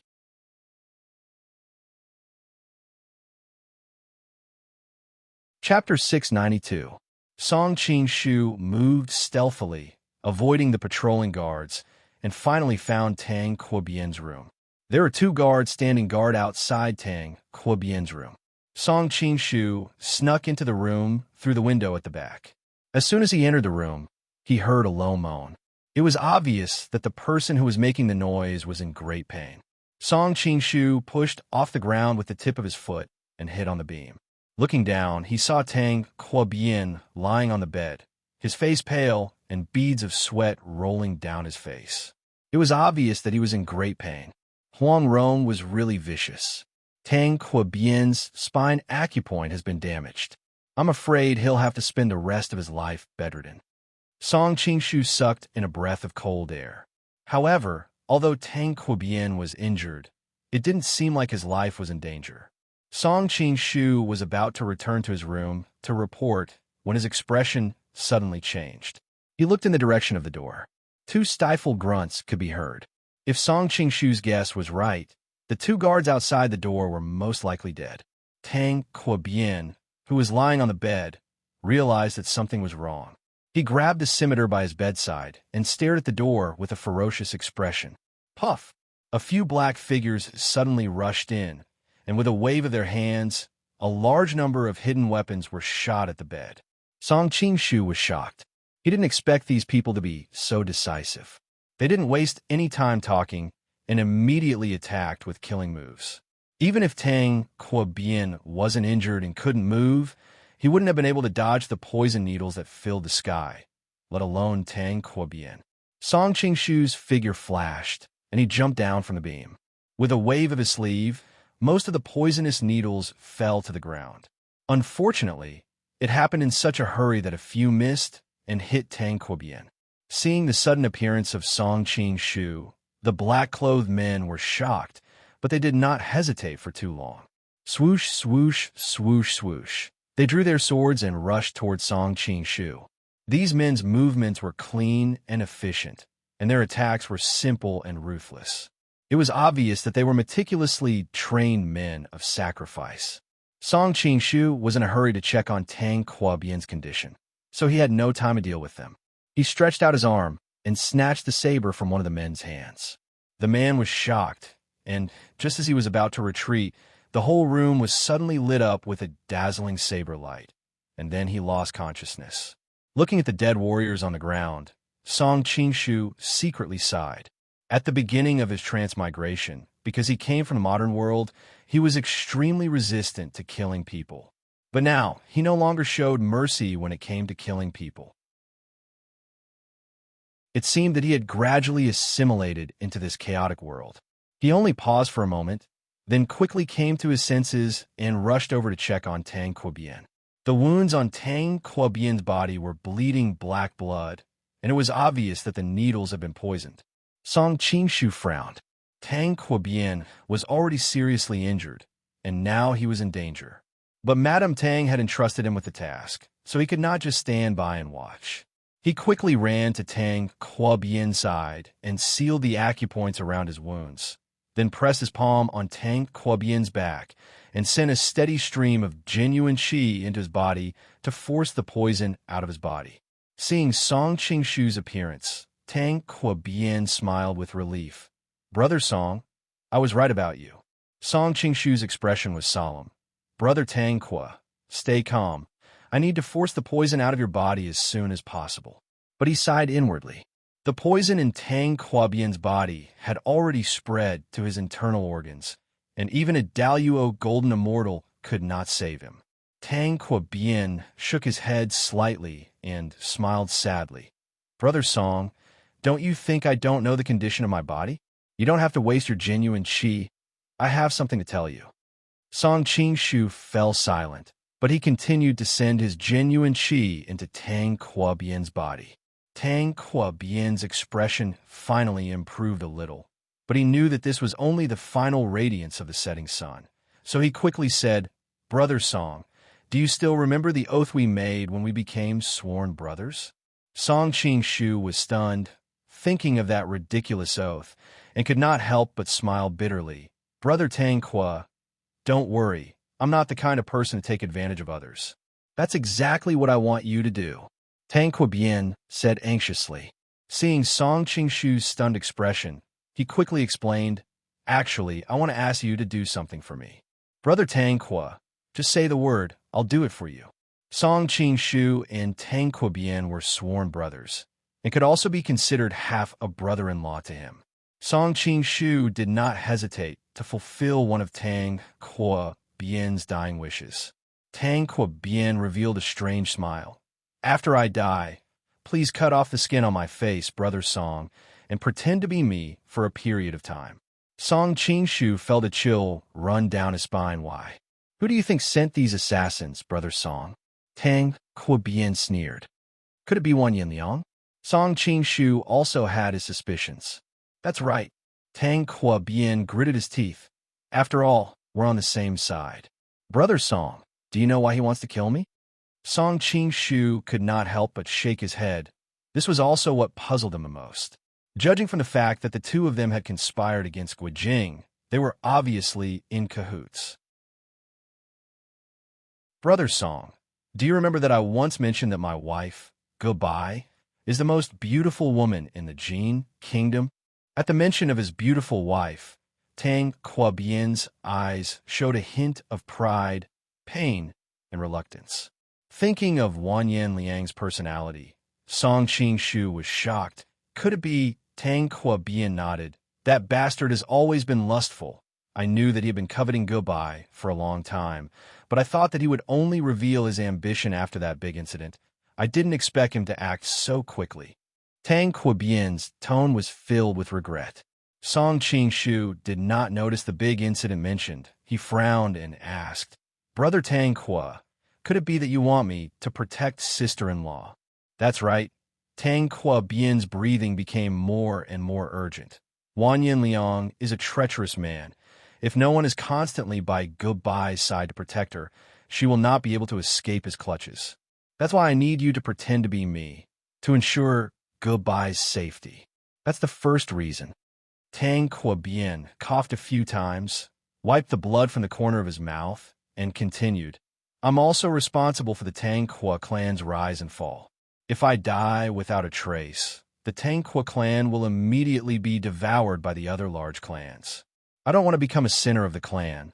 That's the second reason. Tang Kwa Bien suddenly looked up into Song Qing-shu's eyes. And the third reason, I want you to find an opportunity to avenge me, to kill that bastard Wan Yinliang. Song Qing-shu frowned slightly. None of the three tasks Tang Kwa Bien had mentioned were easy to accomplish, but pretending to be Tang Kwa Bien was a good opportunity to find out the whereabouts of Song Yuanxiao and the others, as well as to infiltrate the upper echelons of the Jin Kingdom. And if done right, he might even be able to take control of the Jin Kingdom's royal court. Seeing Song Qing-shu's hesitation, Tang Kwa Bien hurriedly said, I know that these tasks are difficult, but I can't let you risk your life for nothing, Brother Song, so I'll pay you handsomely. As long as you guarantee the Tang Kwa clan's power, the entire Tang Kwa clan's resources will be at your disposal. All the wealth that I and the others have accumulated will be yours from now on. Lastly, my wife, the most beautiful woman of the Jin Kingdom, will be yours from now on. Line of division. Chapter 693. Song Qing-shu smiled wryly. Brother Tang Kwa, aren't you pushing me into an unjust position? Tang Kwa Bien shook his head. We enlightened masters don't have as many formalities as you Hans. What I've just said is what I truly think. Besides, we've already made a vow. Now that I'm dead, you can inherit my wife and assets. Ishu Wunj? Song Qing-shu hesitated. I can promise you anything else, but your wife, how can I? Tang Kwa Bien was overjoyed when he heard that Song Qing-shu had agreed to do the three things for him. Ha! With Brother Song's promise, I, Tang Kwa Bien, can die in peace. Brother Tang Kwa, did you hear what I said? Song Qing-shu was speechless. Tang Kwa Bien sighed. Do you think I'm willing to let another man ride on Goodbye?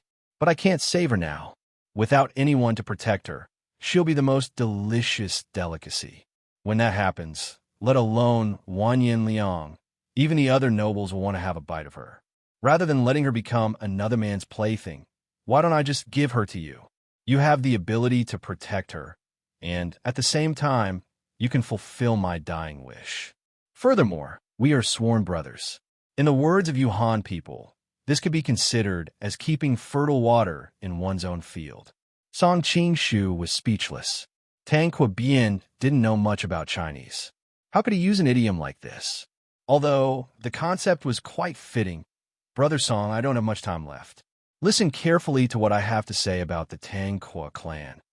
Tang Quobian interrupted when he saw that Song Qingshu was about to say something. He hurriedly told him some secrets that only he knew, so that his disguise would be even more perfect. Want to see? Books? 1.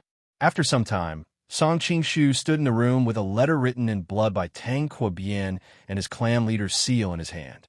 Tang Quobian had died a long time ago. His eyes were wide open. His hatred for Wan Yinliang and his longing for life had caused him to die with a grievance. The reason why Song Qingshu was so desolate was because he was powerless in front of the god of death. He could only watch as Tang Quobian's life slowly extinguished. No matter how high a person's martial arts were, they were insignificant in the cycle of reincarnation. Of course, the death of his sworn brother, Tang Quobian, saddened him greatly, even though Song Qingshu had only treated him as a fair-weather friend. Especially when Tang Quobian entrusted his funeral to him before he died, he could still feel the weight on his shoulders. Song Qingshu picked up Tang Quobian's body and used spectral treading through sands to leave the city. After finding a quiet place to bury Tang Quobian, Song Qingshu looked at the hasty grave in front of him and made a promise to himself. Brother Tang Qua, you'll have to suffer here for the time being. Once I've finished what you asked of me, I'll bury you in a grand way and return you to the ancestral grave of the Tang Qua family. See? Book 1. Song Qingshu didn't follow Tang Quobian's last words and cut off the skin of his face. After all, he had the ability to disguise himself, so he didn't need to resort to such a bloody method. In his mind, the dead were the most important, and leaving an intact body was a custom recognized by all ethnic groups. Too many things had happened tonight. Witnessing his sworn brother's death with his own eyes, coupled with his own powerlessness, Song Qingshu's heart was burning with anger. He desperately needed to vent it, and the warmth and softness of a woman was the best medicine for his wounds. After busying himself for most of the night, by the time Song Qingshu returned to his room, half of the night had passed. However, the 2 hours before dawn was the darkest, and also the time when people slept the most soundly. Song Qingshu didn't light a lamp. He groped his way to the bed in the dark. In the hazy darkness, he vaguely saw the beauty lying on her side with her back to him. She was sleeping soundly, and the beautiful curves of her body were enough to make any man's heart beat faster. Song Qingshu reached out his hand to wake her up, but stopped himself. He thought to himself, Mrs. Tang's mood has already changed from joy to sorrow tonight. If she finds out about her brother's death, I'm afraid her body won't be able to take it. Of course, Song Qingshu had his own selfish reasons. He urgently needed to vent the negative emotions in his body. If Mrs. Tang found out about his brother's death, it would be too much for him to ask her to have sex with him. Looking at the woman sleeping soundly, Song Qingshu didn't know if it was just his imagination, but he felt that Mrs. Tang's body seemed to be a bit more seductive than usual. Song Qingshu rarely encountered this kind of opportunity. Looking at the woman sleeping soundly on the bed, he suddenly felt like he was having an affair, and his heart was thumping with excitement. Taking a deep breath, Song Qingshu calmed his mind. He carefully pinched a corner of the quilt with 2 fingers and gently lifted it up. The woman was only wearing a close-fitting undergarment, and a large area of white skin on the back of her neck was exposed. In the dark of the night, it shone with an alluring halo. Looking at that slender neck, Song Qingshu's body became even hotter. Song Qingshu hurriedly took off all his clothes and carefully got on the bed. He put down the brocade quilt and wrapped the two of them in it. There was a refreshing and sweet woman's fragrance in the quilt. Song Qingshu's body suddenly became harder than iron. He faintly felt that he was about to explode, and he urgently needed the comfort of the woman's moist body. There was a big difference between men and women. Women were very sensitive to fragrance and could keenly distinguish whether their husbands had the scent of other women, but it was difficult for men to distinguish the difference. Therefore, the careless Song Qingshu didn't realize that the sweet fragrance coming from the woman in the quilt was actually very different from Mrs. Tang's. Song Qingshu hugged the woman from behind, and his other hand very familiarly untied the last layer of the woman's clothes-fitting clothes. In order to avoid waking the other party, he even directly used sword energy to lightly cut through the other party's clothes, effortlessly stripping the woman in the quilt. Although he couldn't see clearly in the darkness, a man's intuition about women told Song Qingshu that the woman in the quilt was an extremely seductive stunner. Song Qingshu's hot and hard body reached between her legs, and her full and beautiful buttocks were tightly embedded in his lower abdomen, causing the two of them to be intimately connected. At this time, Song Qingshu could fully feel the astonishing elasticity and smoothness of the other party's skin. With a light caress, that delicate feeling made Song Qingshu's entire body tremble. Song Qingshu reached out his hand and went in front of her, grabbing that full and towering place. The perfect touch made Song Qingshu's heart burst with joy. It was too wonderful for words. This Mrs. Tang is really a stunner. Every time, she gives me a completely different feeling of novelty, Song Qingshu thought to himself.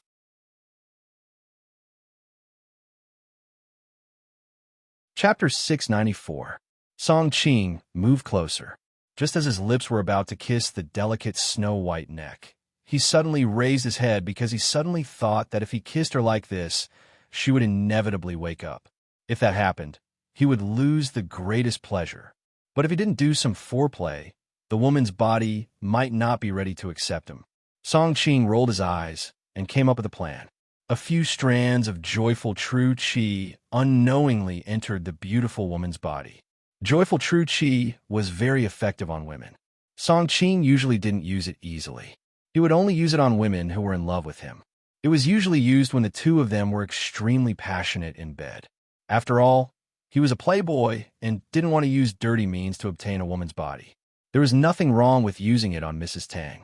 In the past 2 days, Song Qing had almost unlocked all of her positions. He had long regarded her as his exclusive property. With Mrs. Tang's personality, when she woke up and knew everything, she wouldn't blame him. As the joyful true qi entered her body, the beauty lying on the bed unconsciously moaned. Soon, the temperature in the blanket slowly rose. The beauty's body also became softer and softer. At the same time, she unconsciously wriggled. It's done. Song Qing couldn't help but sigh at the great power of the joyful, true qi on women. He slightly straightened his waist and entered through the smooth and round gap between her thighs. When he reached the end, he touched a moist and warm area. He was so excited that he almost whistled. Song Qing used the soft and slender flesh to squeeze in. Because he couldn't see and he didn't dare to move too much, he was afraid of waking her up. Therefore, he couldn't find the right place and couldn't get in even after pushing a few times. However, he wasn't in a hurry. He used the fingertips of the joyful true qi to caress the beautiful woman's perfect and delicate back while gently sliding in the water. The beauty in his arms seemed to feel something. Her body subconsciously trembled and her legs involuntarily tightened. In an instant, she clamped little Song Qing between her legs. Song Qing sucked in a breath of cold air. This time, he had almost lost the city gate. After catching his breath, Song Qing couldn't help but fly into a rage out of humiliation. He used all his strength to straighten his waist and rushed into the body of the beauty in his arms. Song Qing couldn't help but be amazed. This Madame Tang's body was truly gifted. After being developed by him for the past 2 days, she had actually recovered so quickly. Now, she was even as taut as a virgin. A moist and warm feeling rushed to the top of his head along with an itch that penetrated deep into his soul. Song Qing couldn't help but let out a low growl from his throat. He straightened his body and tried to squeeze in. The person in his arms moved again and unconsciously arched her body. Her fragrant but naturally rose even more. Seeing this, Song Qing was overjoyed and immediately seized the opportunity to straighten his waist. After a while of continuous stimulation by the genuine qi of joy, the inside of the beauty's body was very smooth, and there was no sign of dryness. Song Qing went straight in and did not encounter any more obstacles. At first, Song Qing didn't dare to use too much force. He was afraid that Mrs. Tang would suddenly wake up and ruin his mood, so he tried to be as gentle as possible, slowly swaying in the beauty's body. However, after moving a few times, the beauty's layers of wrappings stimulated his entire body to the point that it became as hard as iron. He felt that a certain part of his body was about to explode. He could no longer control the extent of his movements, and his movements gradually began to become bigger. Soon, the room was filled with the sound of bodies colliding, and there seemed to be a faint sound of water splashing. Huang Rong had experienced a hard battle tonight, and she had to go around contacting the beggar sect disciples. She was tired from running back and forth. In addition, Guijing's life and death were unknown, which caused her to be extremely emotional. So when she returned to Song Qing's room, she was already extremely tired. She resisted the urge to sleep and waited for Song Qing to come back. However, Song Qing was so busy that he couldn't get away. Finally, Huang Rong couldn't hold it anymore, so she lay down on the bed in her pajamas and fell asleep. When Huang Rong lay down, she quickly smelled a familiar man's scent.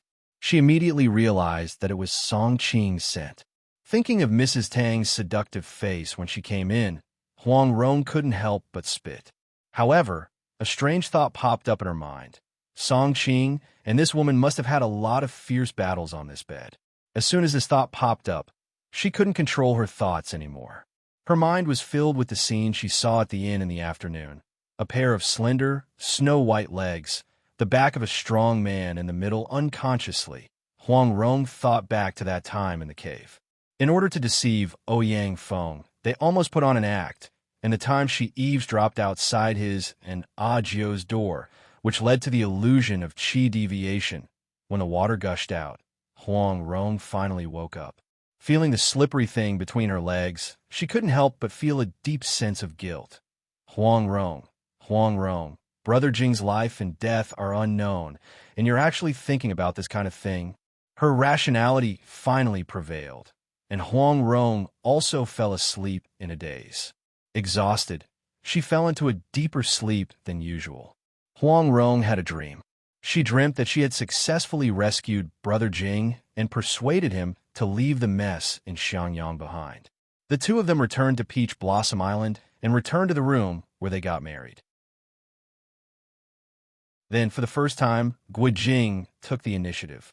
She was tightly held in his arms, and then something as hot as iron rushed into her body. Brother Jing, why are you so big today? A vague thought flashed through Huang Rong's mind, but this trace of doubt was quickly drowned out by the tide of happiness. Her whole body was sore and relaxed, as if she had fallen into the clouds. And Huang Rong bit her lip and softly hummed, twisting her soft waist. She was still half asleep, and for a moment she didn't know what was happening. She thought it was just a beautiful dream. She didn't want to wake up from this beautiful dream of being able to stay with Brother Jing for a long time in a dream. Suddenly, Huang Rong opened her eyes because she felt a very thick and hard thing wriggling in her body. The exaggerated size and the blazing heat made her break out in a cold sweat. "Ah!" Huang Rong cried out and struggled to get up, but the person behind her grabbed her waist, and she couldn't move. She couldn't help but hoarsely ask in a panic, "Who are you?" "It's me." Song Qing saw that the person in his arms had woken up, and his body became even more excited. He firmly held her slender waist and sprinted, so he didn't notice the abnormality in the other person's voice. "Ah!" A violent impact, and Huang Rong almost fainted. She heard Song Qing's voice, and her heart was filled with confusion and anger. How could he do this to me? Just as she was about to scold the other person, she heard Song Qing say while panting, "Madam Tang, you are really a woman among women, a man's gift, especially you tonight. I am most satisfied. When I came back just now, I wanted to wake you up, but seeing you lying on the bed so seductively, I couldn't help it. Please don't blame me, madam." Huang Rong was about to shout angrily, but suddenly stopped, and there was only chaos left in her mind. So he thought I was that woman. If he recognized me, I really wouldn't have the face to live. Dividing Linny as a reader, if I succeed in making your heart beat faster, please feel free to reward and whip me.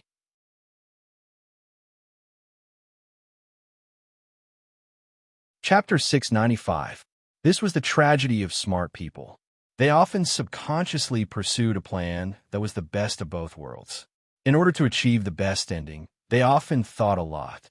Unfortunately, sometimes the more they thought, the more mistakes they made. Huang Rong was such a smart person. If it was an ordinary woman, she would have screamed subconsciously at this time. But she was different. Huang Rong, who was known as the Zhuge Liang among women, thought too much at that moment. Hearing Song Qingshu's words, she finally understood why Mrs. Tang's face was full of lust when she came in. But it was too late for her to understand at this time. Huang Rong knew that because of a combination of factors, she was mistaken for Mrs. Tang by Song Qingshu. I have to suffer in silence. I have to suffer in silence. This sentence suddenly flashed across Huang Rong's mind, because she realized that she actually couldn't blame Song Qingshu for it.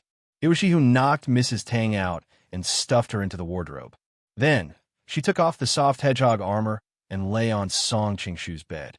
And Song Qingshu and Mrs. Tang had obviously made an appointment to spend the night together in the room. All of this was actually her own doing. This adulterous couple. 2 lines of tears silently slipped down her cheeks. Huang Rong felt bitter in her heart, but she knew in her heart that it was not the best strategy to fall out with Song Qingshu now. After all, what should not have happened had happened. If Song Qingshu knew her identity, with his greedy and lustful personality, he would definitely keep pestering her. At that time, her happy and peaceful life would be completely destroyed. What made Huang Rong even more worried was that she didn't know how to face this man after the truth came out. If it was an ordinary person, she could kill him with a knife. But compared to the difference in strength between them, Huang Rong immediately got rid of this idea. Or if it was another time, if Song Qingshu dared to treat her like this, even if it was a misunderstanding, she could directly fall out with him and never contact him again. She could even confess to Guijing afterward. She believed that her husband would definitely forgive her unintentional mistake. But now the situation was special. Brother Jing was in the hands of the Jin people, and it was unknown whether he was alive or dead. She still needed to rely on Song Qingshu to save her husband. If they really fell out, who would save Brother Jing? Countless thoughts turned in her mind, and finally, Huang Rong sadly found that her best choice now was to remain silent. After all, Song Qingshu didn't know her identity now and only regarded her as Mrs. Tang. As long as she muddled through tonight, she would be the only one who knew the truth from beginning to end. In that way, no matter if she was facing Song Qingshu or Guijing, she could face them calmly. Every woman had a few secrets. After making up her mind, she had to remain silent. Tears flowed down her face as she continued to endure the invasion of the man behind her. But it didn't take long for Huang Rong's expression to change. She didn't feel it so clearly in her dream before, but now that she was awake, she deeply felt the strong stimulation. Although she didn't want to believe it, she had to admit that Song Qingshu, who looked a little delicate and thin, was actually much stronger than her burly husband. When Song Qingshu entered her body again, Huang Rong immediately opened her mouth and let out a silent cry. The muscles in her legs tensed up. Hearing the sound of water, Huang Rong couldn't help but curse herself for being useless. Why did her body surrender to that person so quickly? But the feeling was too strong. Not long after, her whole body was covered in sweat, and her cheeks were red. The only thing she could do now was to tightly bite the corner of the pillow and not let out a shred of shameful sound. After an unknown amount of time, Huang Rong felt that all the bones in her body were about to fall apart, but the man behind her didn't seem to have any intention of stopping. She couldn't help but secretly complain. Is this person a raging bull? She had cultivated the 9E manual for so many years and was proficient in the dog-beating stick technique. Her physical fitness was many times stronger than ordinary women, but under the simple and violent attack of the man behind her, she was like a small boat in a raging storm. Even in the blink of an eye, she could completely fall apart. But this storm still didn't seem to have any intention of stopping. At first, she deliberately suppressed her voice to avoid making a sound. But later on, a tender moan uncontrollably came out of her mouth. Huang Rong suddenly felt some admiration for the woman called Madame Tang. She was already a little unbearable after being done with by Song Qingshu for a while, but she was tormented by him for an entire afternoon, and in the evening, she actually ran over to offer herself as a pillow again.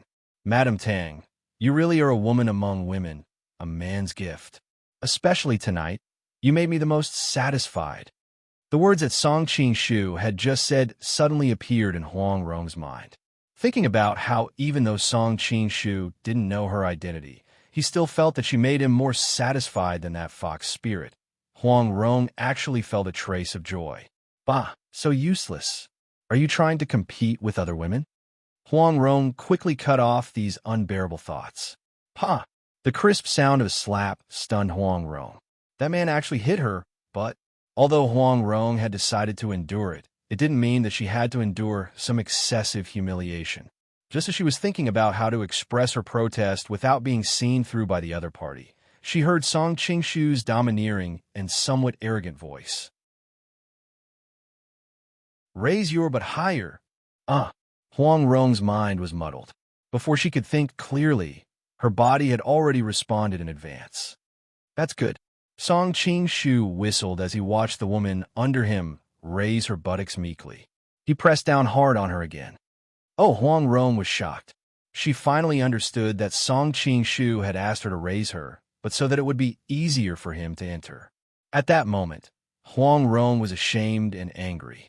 Like a female leopard, she planned to release all the grievances and pain that she had accumulated for a night. Who knew that Song Qingshu's subsequent impact would make her legs weak, and all thoughts would vanish like smoke in thin air? After another period of time that made Huang Rong confused and happy, the man behind her might have gotten tired of the position. He pinched her fragrant shoulder and suddenly turned her whole body over. Huang Rong cried out in alarm. Even though the room was pitch black, Song Qingshu's martial arts were very high. Who knew whether he could see her or not?